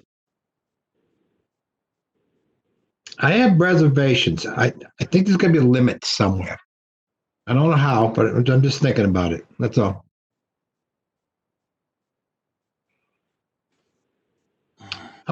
Troy, how come you wanted to go till December? Well, it's just because it would allow, I think there's just this unknown of what's going on. Your traditional vacation time, is between March and Labor Day. Yep. And I think people have unexpectedly had their vacations canceled, and now they're trying to figure out, people want to still take their vacation, but figure out how to do that. And they can't go. They can't go because they beachfronts. Can't go anywhere. Right. Can't go anywhere. So it's a way of helping out our employees who are helping us by being on call all the time. Because they could easily, if we didn't suspend it, they could easily go on vacation, and then we could be in a predicament that we don't have enough force, or now we're paying overtime for more people. And what aspect of that is going to get refunded to us from the CARES Act? We don't know at this time. I think, in my opinion, the time going out is too far. Let's bring it to the end of September. We got to deal with the budgets and stuff. Being the budget season, as you well know, I like to see what's there. I'm not saying no after. I'm just saying let's see where we are about vacations and stuff like that. Because what's going to happen now is you see everything's opening up a little bit more and more. Okay, part of New Hampshire, you can go up north. They're talking about opening up more. Down south here, because we're so close to the 48th parallel, okay, we have other concerns. So I just have a reservation going that far out. That's all. I'd like to see where we are before December. Is anyone in the town hall that's taking time off? Are they using any of their earned time presently, or are they just taking the time off? People use their earned time when they take time off. But I'm not this again. This is not town hall. I'm talking union. So throughout the organization. That's the police side. Well, yeah, Yes. police, dispatch, highway, Yeah, solid police waste. side. I mean, I know like No. right now, Dave, down in solid waste, straight out, I don't believe Dave would even consider taking time off. So, but I think if the board's comfortable with the September deadline, it allows me time to sit down with the union and get some non-union representatives and see if we can come up with a way to address this. I just want to make you aware too that there is provisions in the union contract and our policy where employees can come forward to the board and actually ask, which we're coming up to that point in time, they can ask for a special exception and ask the board if they could sell back some of their time. Correct. Yeah, I remember Do that. It's typically that time is at the end of the year, but there's a provision that allows them to come forward at about this time in June, ask for a special exception.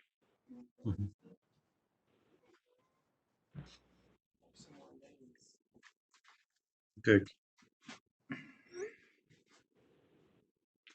Hopefully by December, this will be all over. We'll know where we are. Can go either way with this. Okay.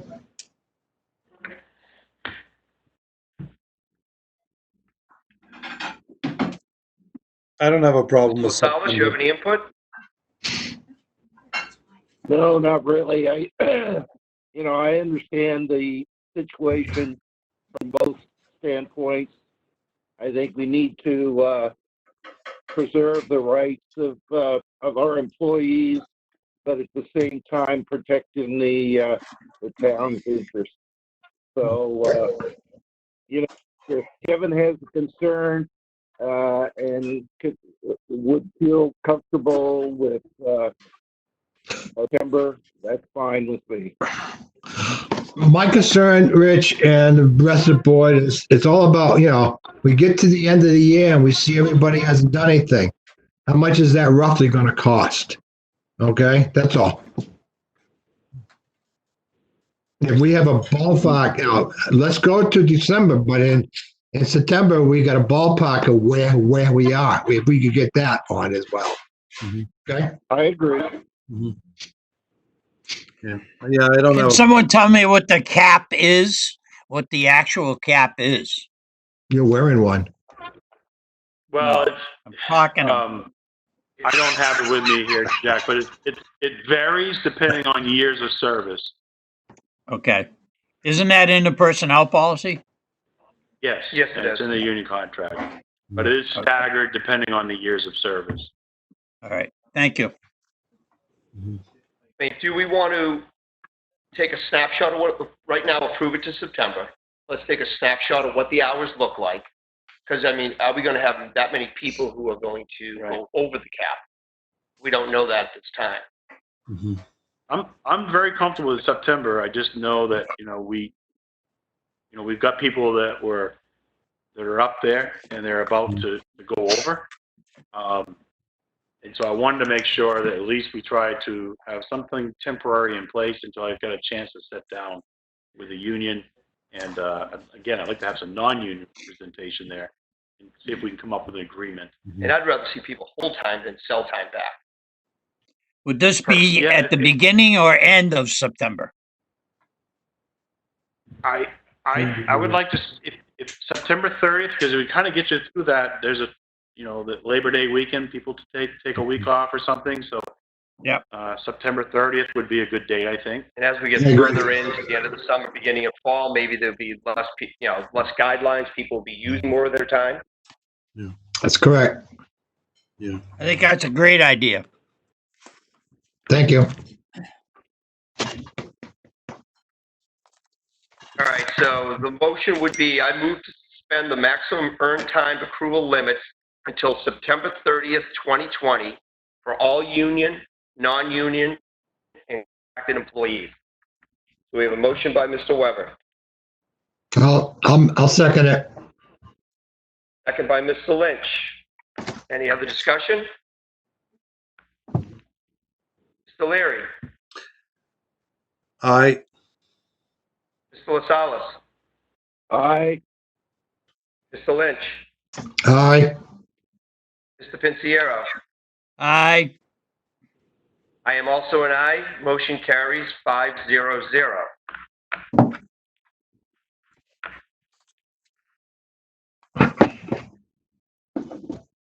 The next item we have is HVAC system. Mr. Brown. Okay, I believe the boards had a meeting with affiliated services. They were here. They gave a board an update on this change order in the amount of estimated not to exceed $5,000 to increase the air duct return.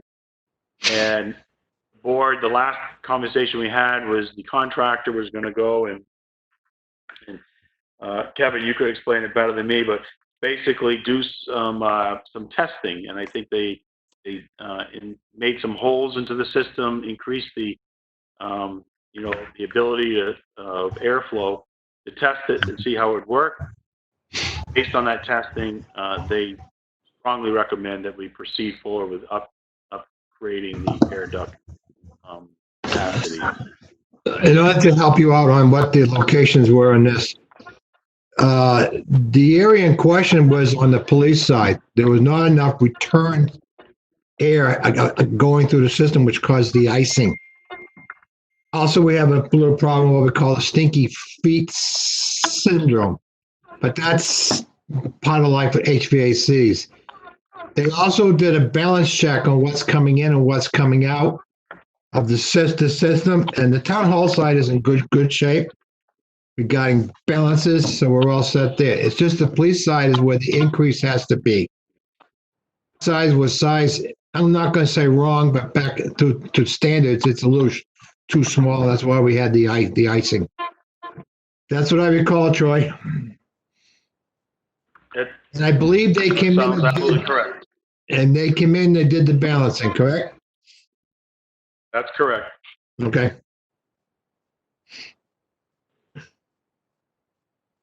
Update. Okay, if there's no other comments, questions, what we need to do this evening is allocate $5,000 to come from the Building Systems and Expendable Trust Fund in order to have this work executed. I'll make a motion. We have a motion by Mr. Lynch, I'll second it. second by Mr. LaSalle. Any further discussion? All those in favor, Mr. Leary, Aye. Mr. LaSalle, Aye. Mr. Lynch, Aye. Mr. Pinciero. Aye. I am also an aye. Motion carries 5-0-0. Jack, I'm over here. I don't care. Beautiful. Look up. The next item on the agenda is the town flag update. Mr. Brown. I think you all recall that the boards had a couple conversations about the town flag, about the ability for maybe other groups to use the flag, other groups to display the flag maybe with some of their organizations, symbols or seals, and which would really alter the town flag. And who can grant that authority? The Board of Selectmen. And so we've reached out to Legal Counsel in general to ask that question. And I was a little surprised when it came back. I was kind of thinking that it was going to go in a different direction, but the feedback we received from Legal Counsel is that because we didn't have any written agreement between the original designer, Mr. Matt Lepore, the actual copyright, we'll say, has not been transferred to the town or the Board of Selectmen.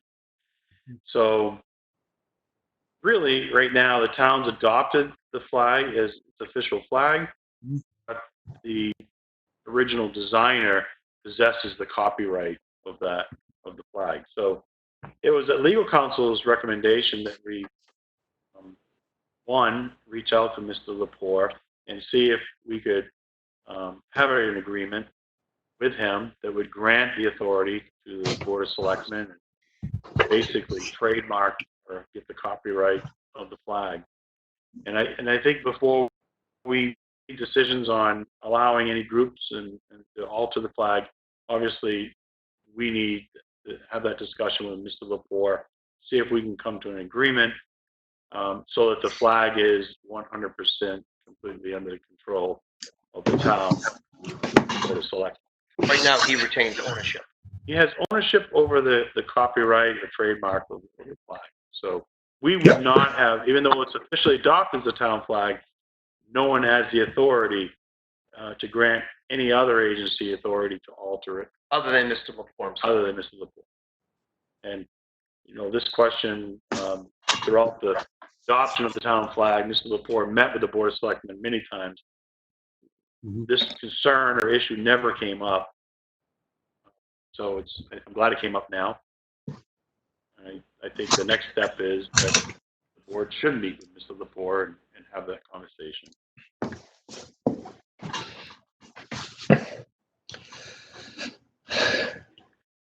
Okay, gentlemen, any comments, questions? I would just say that, you know, Matt has done a super job of designing that flag, and we put one up in front of our house for Memorial Day, and it was very I posted it on the WhatsApp page, and people are saying, oh boy, how do I get one? How do I get one? So I think it's been extremely well preserved or well accepted by the town.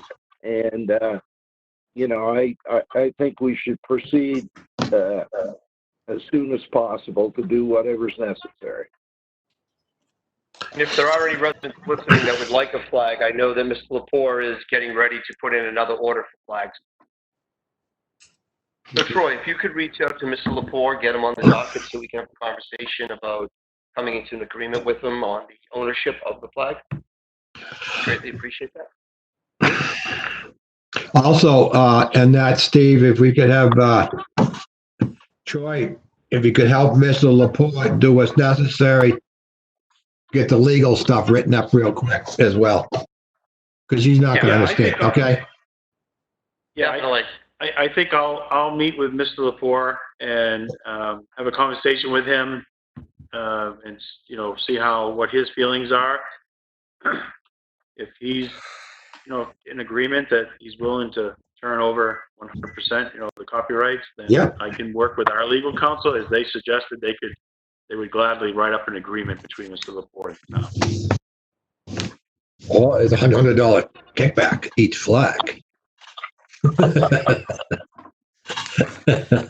And I will let you know, as we were discussing the town flag, the Board of Selectmen, as of right now, has elected not to display it at this point in time. We're waiting for an Eagle Scout project to be completed, where they would redesign a little bit of the landscaping in the front entrance of the town office and install 2 new flagpoles on both sides of the American flag. We'd have the state flag on one side and the town flag on the other. And there'd be some landscaping improvements made as well. It's going to be, we've seen the conceptual drawings. It's very impressive. And I think it's going to be a great opportunity to officially fly the flag for the first time and have a dedication ceremony in conjunction with the Eagle Scout project. So I did meet with the Eagle Scout a couple weeks ago and signed some documents. He's very excited about the project. It's not behind schedule, and it's moving forward. So fantastic. Okay, the next item of business is the administrator report. Mr. Brown.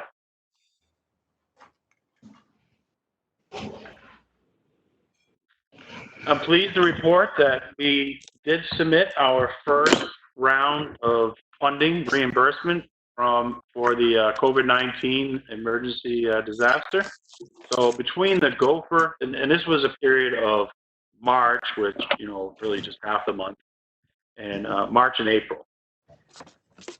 So combined with the Gopher and the FEMA reimbursements, we submitted just over $20,000 request for reimbursement. Obviously, our request, I believe, for the month of May and June will be much larger. So, but we basically, with that amount, really kind of captured the overtime that was incurred, a lot of our cleaning products that we purchased, and some of the operational costs. So, anyhow, we were able to do it. I want to thank Karen White. She did a fantastic job pulling all the data together. It's a lot of work. And all of our department heads who documented everything, submitted the paperwork to Karen so she put it all together. And at this point in time, we've submitted it, and it's just pending. So, haven't received the money, but it's been. I feel that everything that we submitted was 100% accurate, and we'll receive reimbursement. I will keep the board updated on that. Thank you. I also want to make sure. Yeah. Go ahead. Does that include any school district? No, this is just town operations. So Okay, the school would be submitting on their own. Okay. And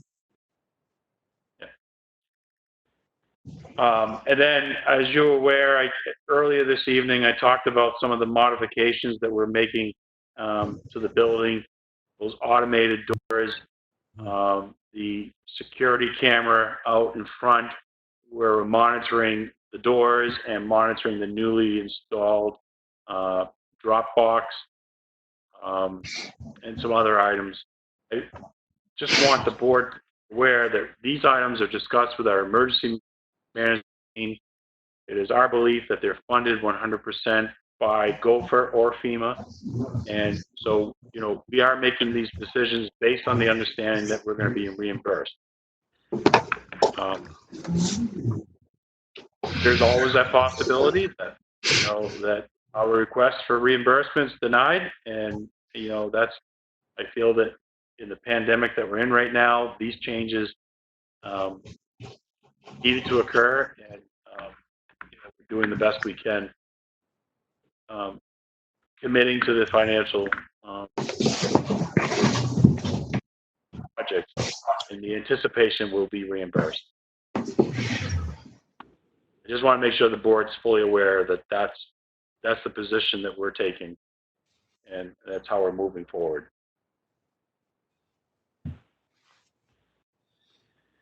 Also received notice from the union. I think I forwarded an email to both all of you that regarding the grievance arbitration ongoing for the last several months, we've agreed to an arbitrator, and it looks like with the union schedule that we would be tentatively schedule this in December of 2020. So I caught off guard a little bit by that being pushed out, but probably a lot related to the COVID-19. They probably want to make sure that they have this arbitration conducted in a face-to-face, meeting. The board has been aware. There's been a lot of email correspondence going back and forth between the zoning administrator, the board of selectmen, regarding a shed that was built at 22 Campbell Drive.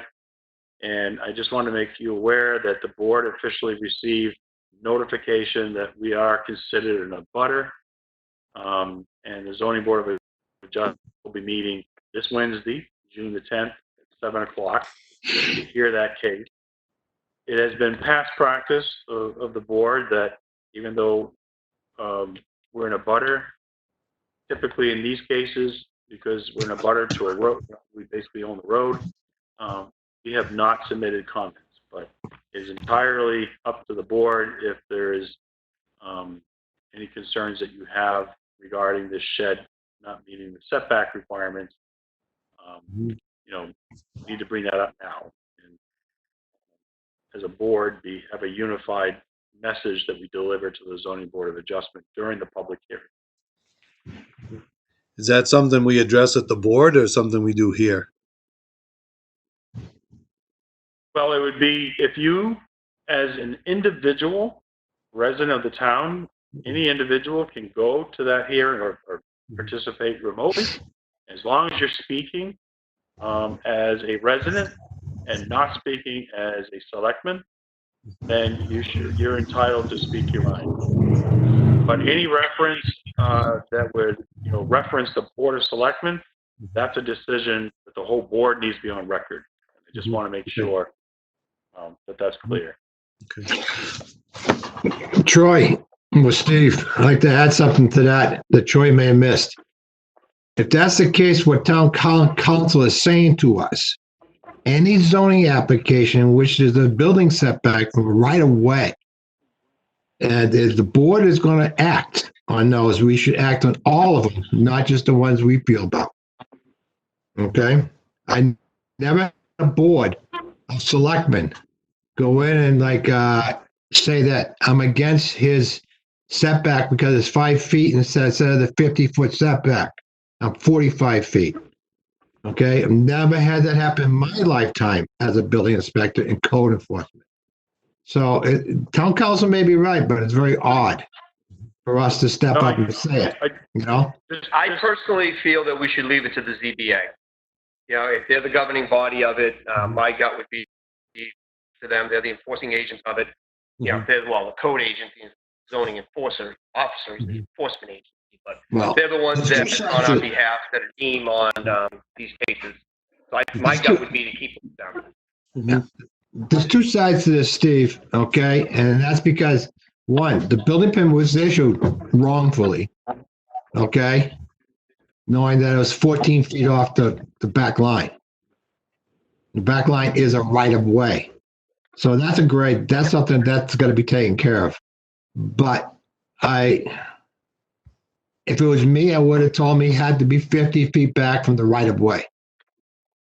The zoning and as a building inspector, because the way the regulations are. So just to say that, you know, the zoning board knows that. So they'll make up their own mind. And that's what I feel is the ZBA. That we can't go back in the past and change the permit that was issued. We have to let the ZBA do their function and come with their determination on it. So, Mr. Lynch, I agree with you. I did not consult with legal counsel on this.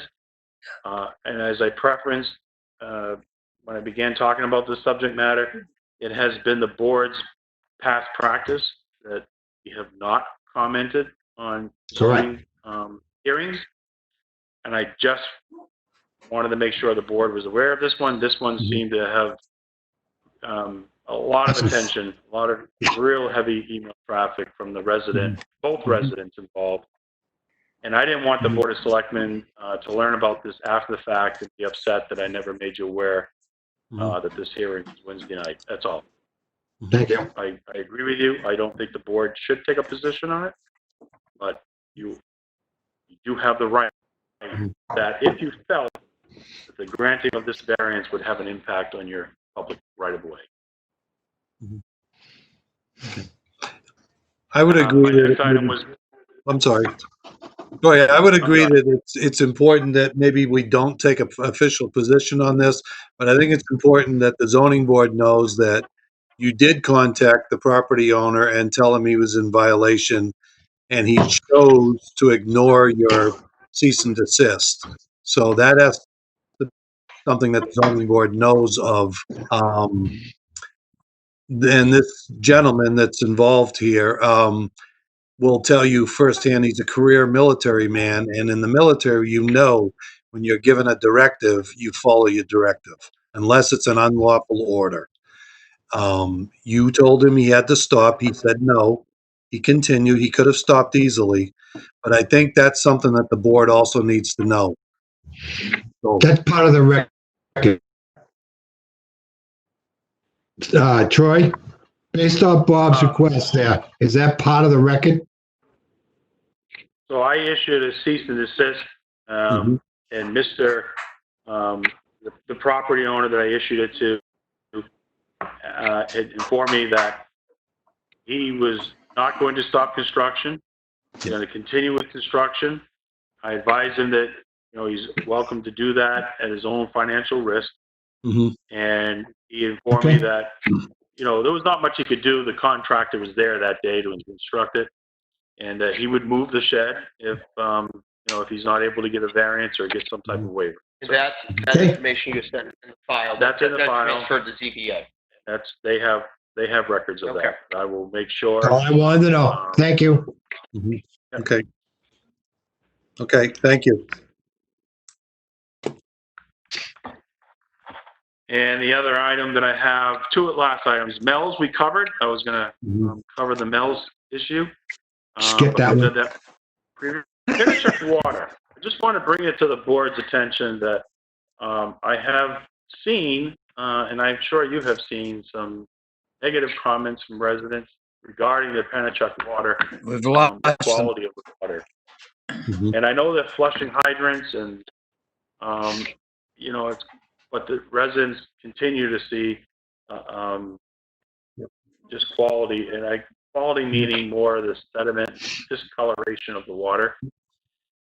I've not seen the activity, the amount of activity of people complaining that we have recently, and I'm not sure what's going on.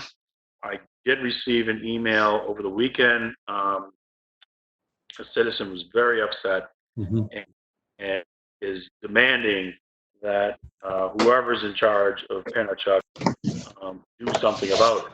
We're not in charge of Pennachuck, but I do wonder if this board should officially reach out to Pennachuck Waterworks and see if we can coordinate a time, maybe our next meeting, where they could participate remotely and give the board an update on what's going on with the fire hydrant flushing, if there's any other issues going on with water quality in our town. I think it's a great idea. I mean, it just keeps getting more and more information out there, people complaining about the poor quality of water. Get the price point aside, just the quality of the water that the residents have been receiving seems to be going up in the increase of a negative impact. I don't know what we have control over. I don't know what we can do about it, because I think it's the utilities exchange that sets rates. But from a quality standpoint, I think we should be able to have the discussion with them to find out, what is causing our water to be the way it is. This is Rich. I had a conversation. Hello? Hello? I hear you, Rich. We can hear you.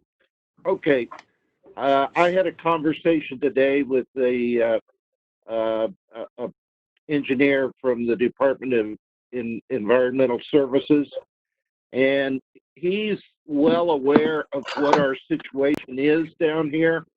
He said what's happening, and it's a combination of iron and manganese that's coming out of the well, and that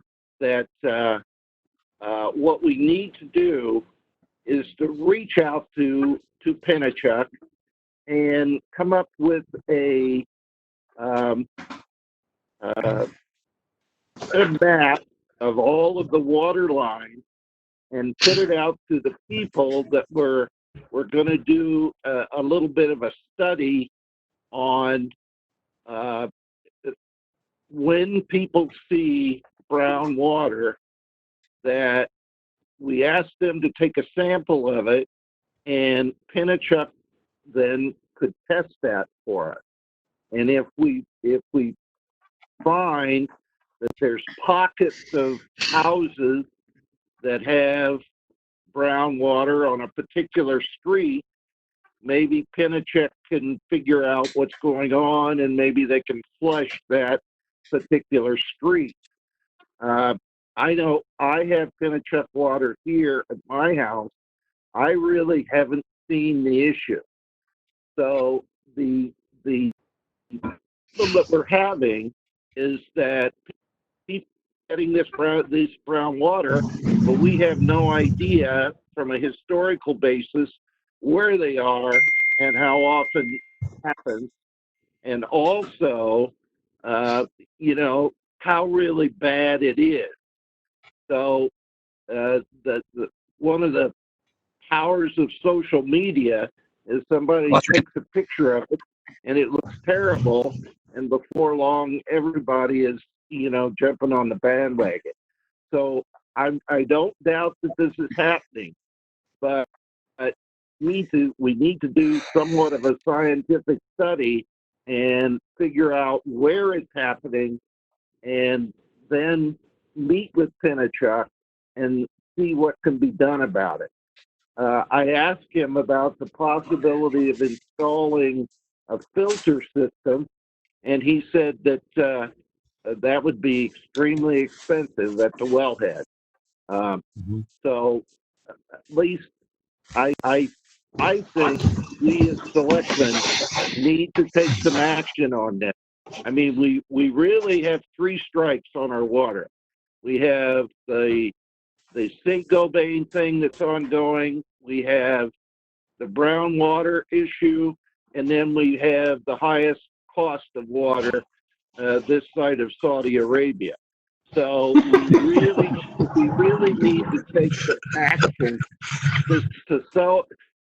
to show people that we are aware of the problem, and if there's anything at all that we can do to fix it, we need to do it. Mr. I agree Chairman, with Rich 100%. yeah, I think right now is Rich is 100% right. It's not about them coming in to see us right now.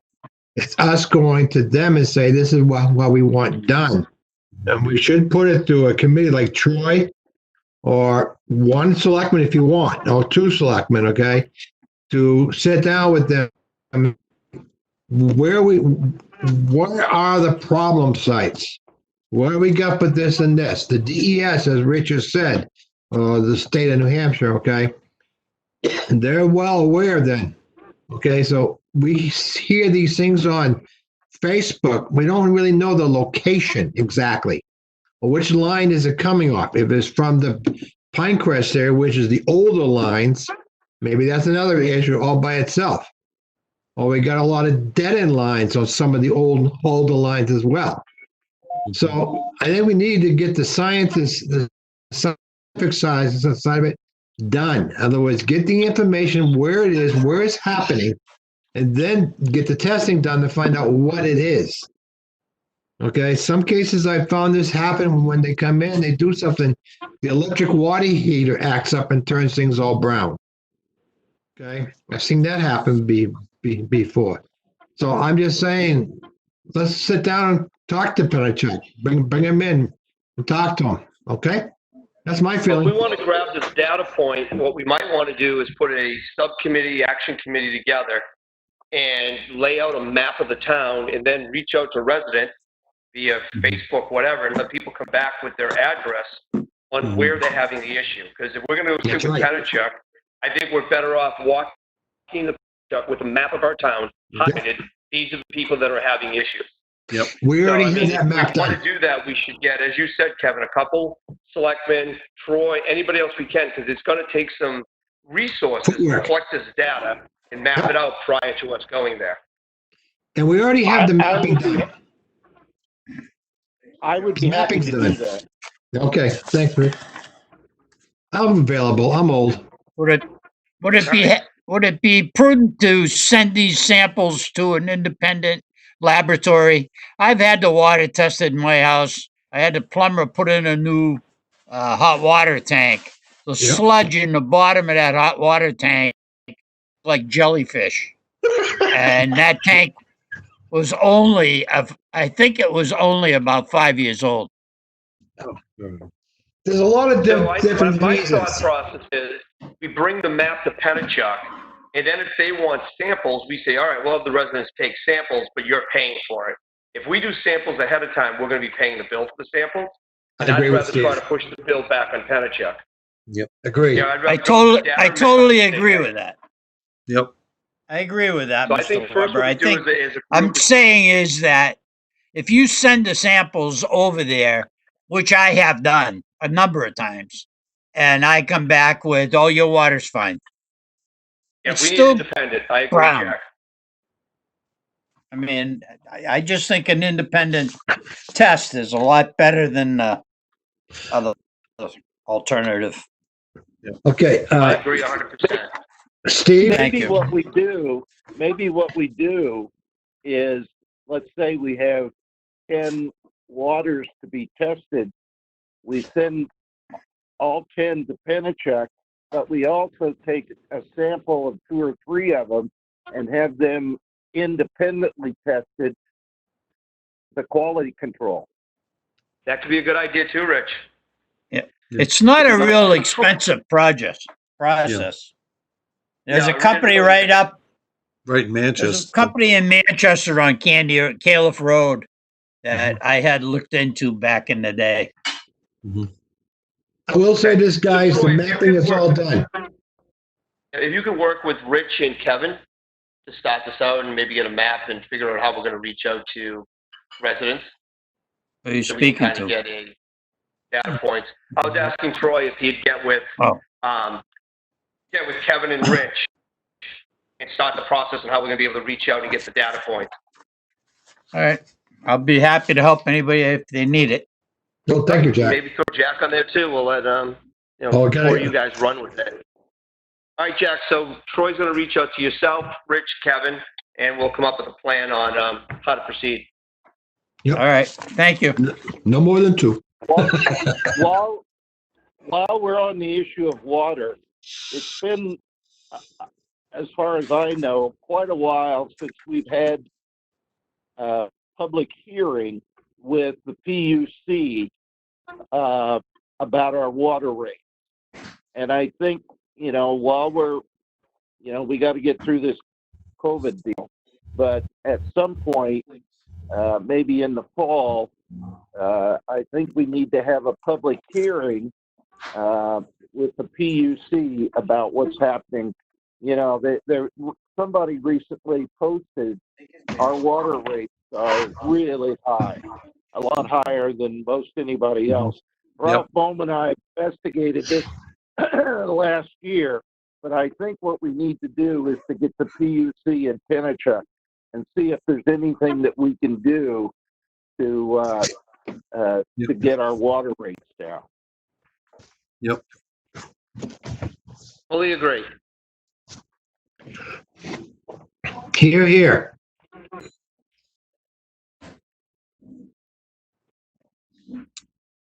Okay, Mr. Brown, anything else? That's all I have this evening. Thank All right, you. the next we have Selectmen reports. Mr. Leary. Next budget committee is June, I think the 25th or 24th. Just kind of trying to figure out what's going on with unexpended funds within the town and the school with the COVID stuff, if there's going to be any money returning to the taxpayer, which hopefully there is. We're still working on that, so we'll know more probably the end of June. Okay, thank you. Mr. LaSalle. No, I'm the representative to the Historical Society, and they haven't met that I know of. One thing that I would like to bring up, though, is this whole issue that we're having right now with respect to the police situation. There's been a number of instances of graffiti with respect to FTP and so forth. There's, an ongoing national move to defund the police. And there was also in response to the Black Lives Matter rally that a lot of young people from Litchfield participated in. There was some some very derogatory things that were said about the town on Facebook. There was a gentleman who goes by the Facebook name of Roberto Luis, who I happen to know very personally from my time teaching at Campbell. He's a very highly respected young man who is in college now at Arizona State, but he went all through school here in Litchfield. His family is very involved and so forth. Outstanding person. He had an unfortunate incident with the Litchfield Police Department back in 2016. And of course, this is the first I've heard of. I did put in a call today to the chief. What I would like to do is just have a meeting with the police chief and possibly open a dialogue with members of the minority community within Litchfield to see if there's anything at all that we could do differently that would make the minority community that we have a little bit less negative toward the police. And I just like to know how the selectmen feel about that. Well, Richard, I was planning on bringing up a question. Is it possible that the chief, and I know he's a very upstanding young gentleman, is it possible they could take a look at their apprehension policy, and when they're apprehending, what is the procedure that they go through? I mean, I think that he would more than likely look at it and make any changes that are necessary. I don't know if I'd want to recommend what they would do, but it would be nice to see them trying to do something. I think the other problem that we have, and this is a problem not just here, but everywhere, is that as a policeman, you have a lot of power. And unfortunately, the people who go into police work, but a very small percentage of them, that power sometimes goes to their head. And if they go astray, sometimes that can be hidden for quite a long period of time until some incident comes up. And believe me, I am a total believer in supporting the police and everything that they do. But I think that it behooves us to examine our procedures to see if there's anything at all that we can do differently. And this would include also, this young gentleman said that he was bullied and had to be subjected to negative racial comments while at Campbell High School. And there was another citizen who posted that they have adopted children of another race, and she said that their kids were bullied. So it's I think it's just something that, we have this incident going, and it's a totally negative thing.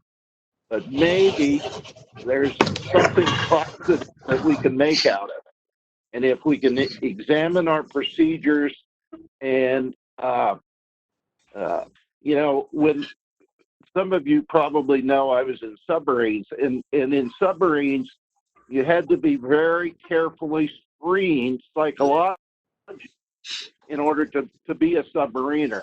And I remember one of the tests, the questions said, you know, if I was ever sexually attracted to my mother, which at the time I had no idea what the correct answer was, and I still don't. But that sort of psychological, you know, I'm not a psychologist, I'm not but they know how to design those tests to pick out who's going to do what in stressful situations.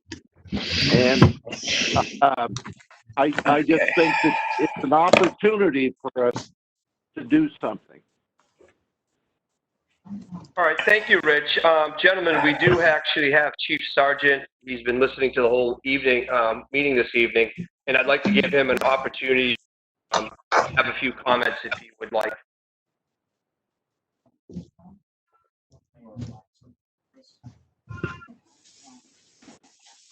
Chief Sergeant, if you want to unmute your line, your floor is yours. Can you hear me now? Mr. Chairman. There we go. Good evening. Hey, good evening, Mr. Chairman, Honorable Board of Selectmen. Thank you for the opportunity to be here with you. Thank you for your concerns. Thank you for everything that everyone's done, because as I'm listening to this meeting tonight, there's a lot of dedicated officials in Litchfield, the town clerk, the town administrator, the Board of Selectmen, the IT director, the fire chief, police officers, firefighters, EMTs, who are doing everything we can do to make Litchfield what it is. In speaking to Mr. LaSalle, I'd also like to make it on the record that I did call you back. You were unavailable to speak with me at the time, so I just want to put that on the record. Yeah. And I wanted to speak to you prior to going to anything public. I agree. What I want to share with you is, as a police department, we are committed to our mission statement.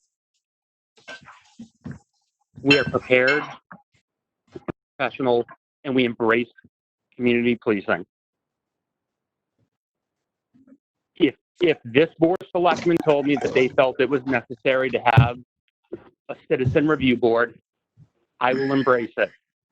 But what I will tell you is, as a member of this police department, as a captain, and as a young chief, I am open and honest and transparent with you. Mhm. And I will speak to any member of the community, and I've received numerous phone calls and had great conversations with people and shared many stories that represent who the Litchfield Police Department is. And what we're doing is we're starting at home. Because the things that the Litchfield Police Department do, under my direction as a chief, under this Board of Selectmen, is gonna go outward. It's gonna transpire. It's gonna circle.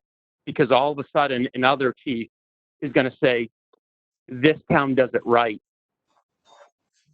We communicate, we open, we're honest. That's what we do that's different. And as we start locally, it spreads beyond.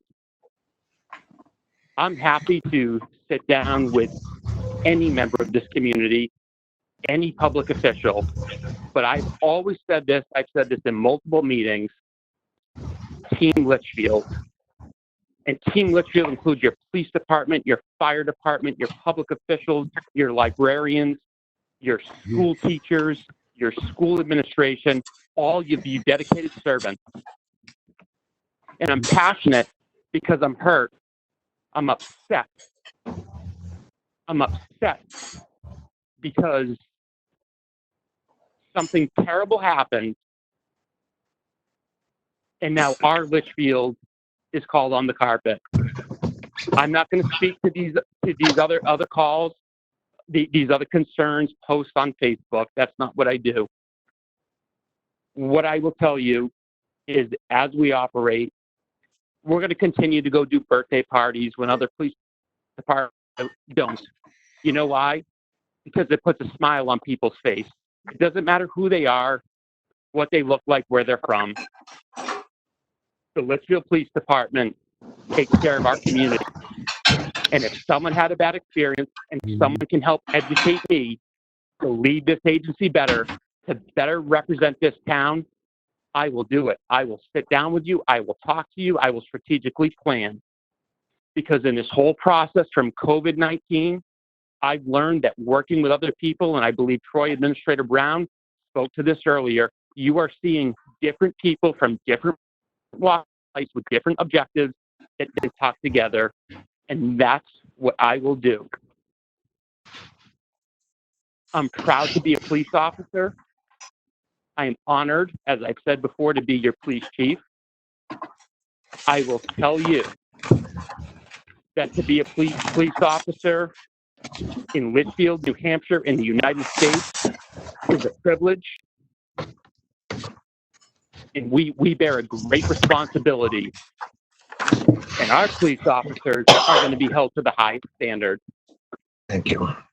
And I don't want to get into another incident, but I will do it. I will do it now, because just recently we had the opportunity to go out to New York and pick up a fugitive from justice. This was an individual who had committed a crime here in Litchfield and had fled to New York. And to speak the truth, this individual was a minority. And we sent 3 officers out to Buffalo, New York, to take custody of this person who had allegedly done something very horrific to one of our residents.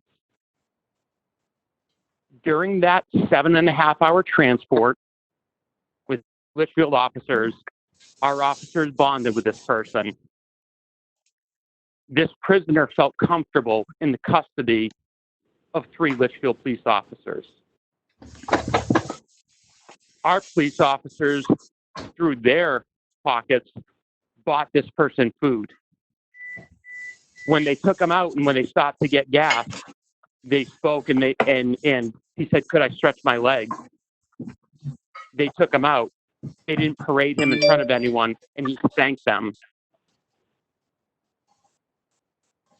They took his handcuffs from behind his back and put him in front and sat next to him and talked to him. And they joked and they talked about life, and they made a connection with this person. They made him feel comfortable. When this person came back to booking and he spoke to what I believe is his mother and another friend, and they said, "How did they treat you?" They said, "They treated me like a human. They respected me. They didn't embarrass me." And so it's hard when I hear stories about the Litchfield Police Department of not representing what we stand for: professionalism, preparedness, community policing. 3 officers, Captain Tom Scotty, Corporal Brian Morgan, Officer Slater Rasmussen, went and took custody of this individual and made him feel comfortable in the Litchfield Police Department's custody. I share that to you with passion. I share that to you with conviction. And I promise this board that the Litchfield Police Department will improve, will embrace change, will communicate with any leaders, any individuals, any citizens who need to speak to us. But I am confident in our training. I'm confident in our background investigations that we do of our officers. And I'm confident of who we are as a community, because we're a team. We view. And I ask you to please don't forget these officers who go out day and night and do a great job and serve this community with pride, integrity,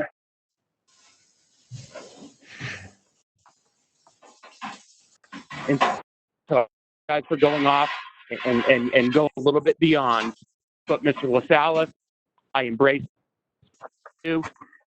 Any people who would like to talk about what we do, but we're Litchfield, we're your team, we're your police department, and there's always going to be people who can go on social media and type things and say things, and we may not be perfect, but we are going to work our hardest to get there for you guys, for all of our residents.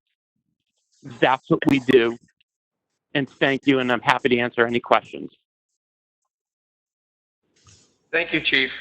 Greatly appreciate everything you do. And me personally, the whole LPD has my utmost respect and confidence and support. Same here. Thank you. I think the entire board feels that way. We do. Thank you, board members. And I know many of you have served in the military. I know many of you have dealt with adversity. And thank you for your faith in entrusting me to make this police department something that you're going to be proud of, that when we get through the coronavirus pandemic, when we get through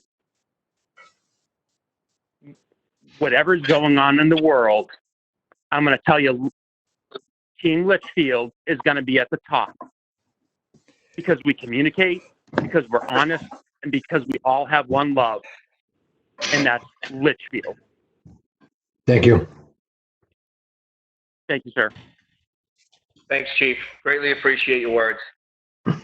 Thank you. It's my honor. I think we're very fortunate to have a department that we have, and nobody is perfect, as the chief says, but I'd like to see a department around that's better than the one we have. And thank you. Fully agree. Okay, on Thank to you, sir. Selectmen reports. Mr. Lynch. We had a planning board meeting. I ran real short. One case, no show. Second case, we're still talking about it. Nothing big. Okay, thank you. Mr. Pinciero. We had a meeting at the town hall in the parking lot, Conservation Commission. We talked about Morse Falls and elected officers. Joni McGibbon is the chair, Tom LeVake is vice chair, and Diane Plansky is, I think, the secretary. I was a little sure. They had their back turned to me. The issues that they're having is some of the trails up in the state forest are getting flooded with rain, and there's no drainage. Matt Lepore has been working on the trails and trying to solve some of these problems. It was a very active meeting. They did vote to $2 million into the capital improvement. That's what they're asking for. It doesn't necessarily mean they're going to get it, but that's what they're asking for. The meeting adjourned, and it was really pretty interesting. Thank you. Okay, thank you. From my side, the Recreation Committee, we had a very short agenda. There was only one thing on it, the boot camp at Dara that was held by a resident for the last 7 years. And it was just to ask if she could proceed on now that group training is allowed under the governor's direction, and she was granted to continue doing it, you know, under the guidelines with the spacing kept. Everybody had to bring their own equipment and bus bar stuff. That was all we had in that meeting. We had no items removed from consent. We had no other business. The next Board of Selectmen meeting will be June 22nd, 2020. We do have another item of business this evening. However, it is a non-public session under RSA 91A32A, hiring of employees. Another under RSA 91A32A, compensation of employee.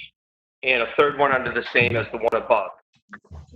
At this time, could we have a motion to go into non-public?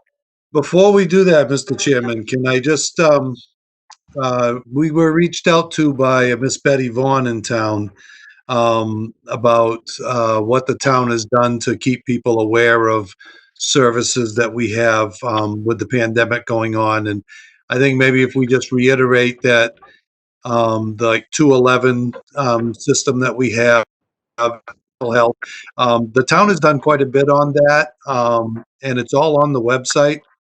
So if anybody is looking for any kind of help, it is on the website. Please check in, and if you can't find it, reach out to one of us so that we can direct you in the right direction. It's just we need to make sure that everyone knows that we still are doing all we can for everyone that is in need. Great point. Thank you, Mr. Larry, for bringing that up. You're welcome, and thank you, Betty, for all you do for the town. Okay, at this time, could we have a motion to go into non-public? So moved. We have a motion by Mr. Larry. Roll, Mr. Larry? Aye. Mr. LaSalle? Aye. Mr. Lynch? Aye. Mr. Pinciero? Aye. I am also aye. We are now going into non-public. Thank you for tuning in, and everyone, please be safe. Have a good evening. Have a good night, folks.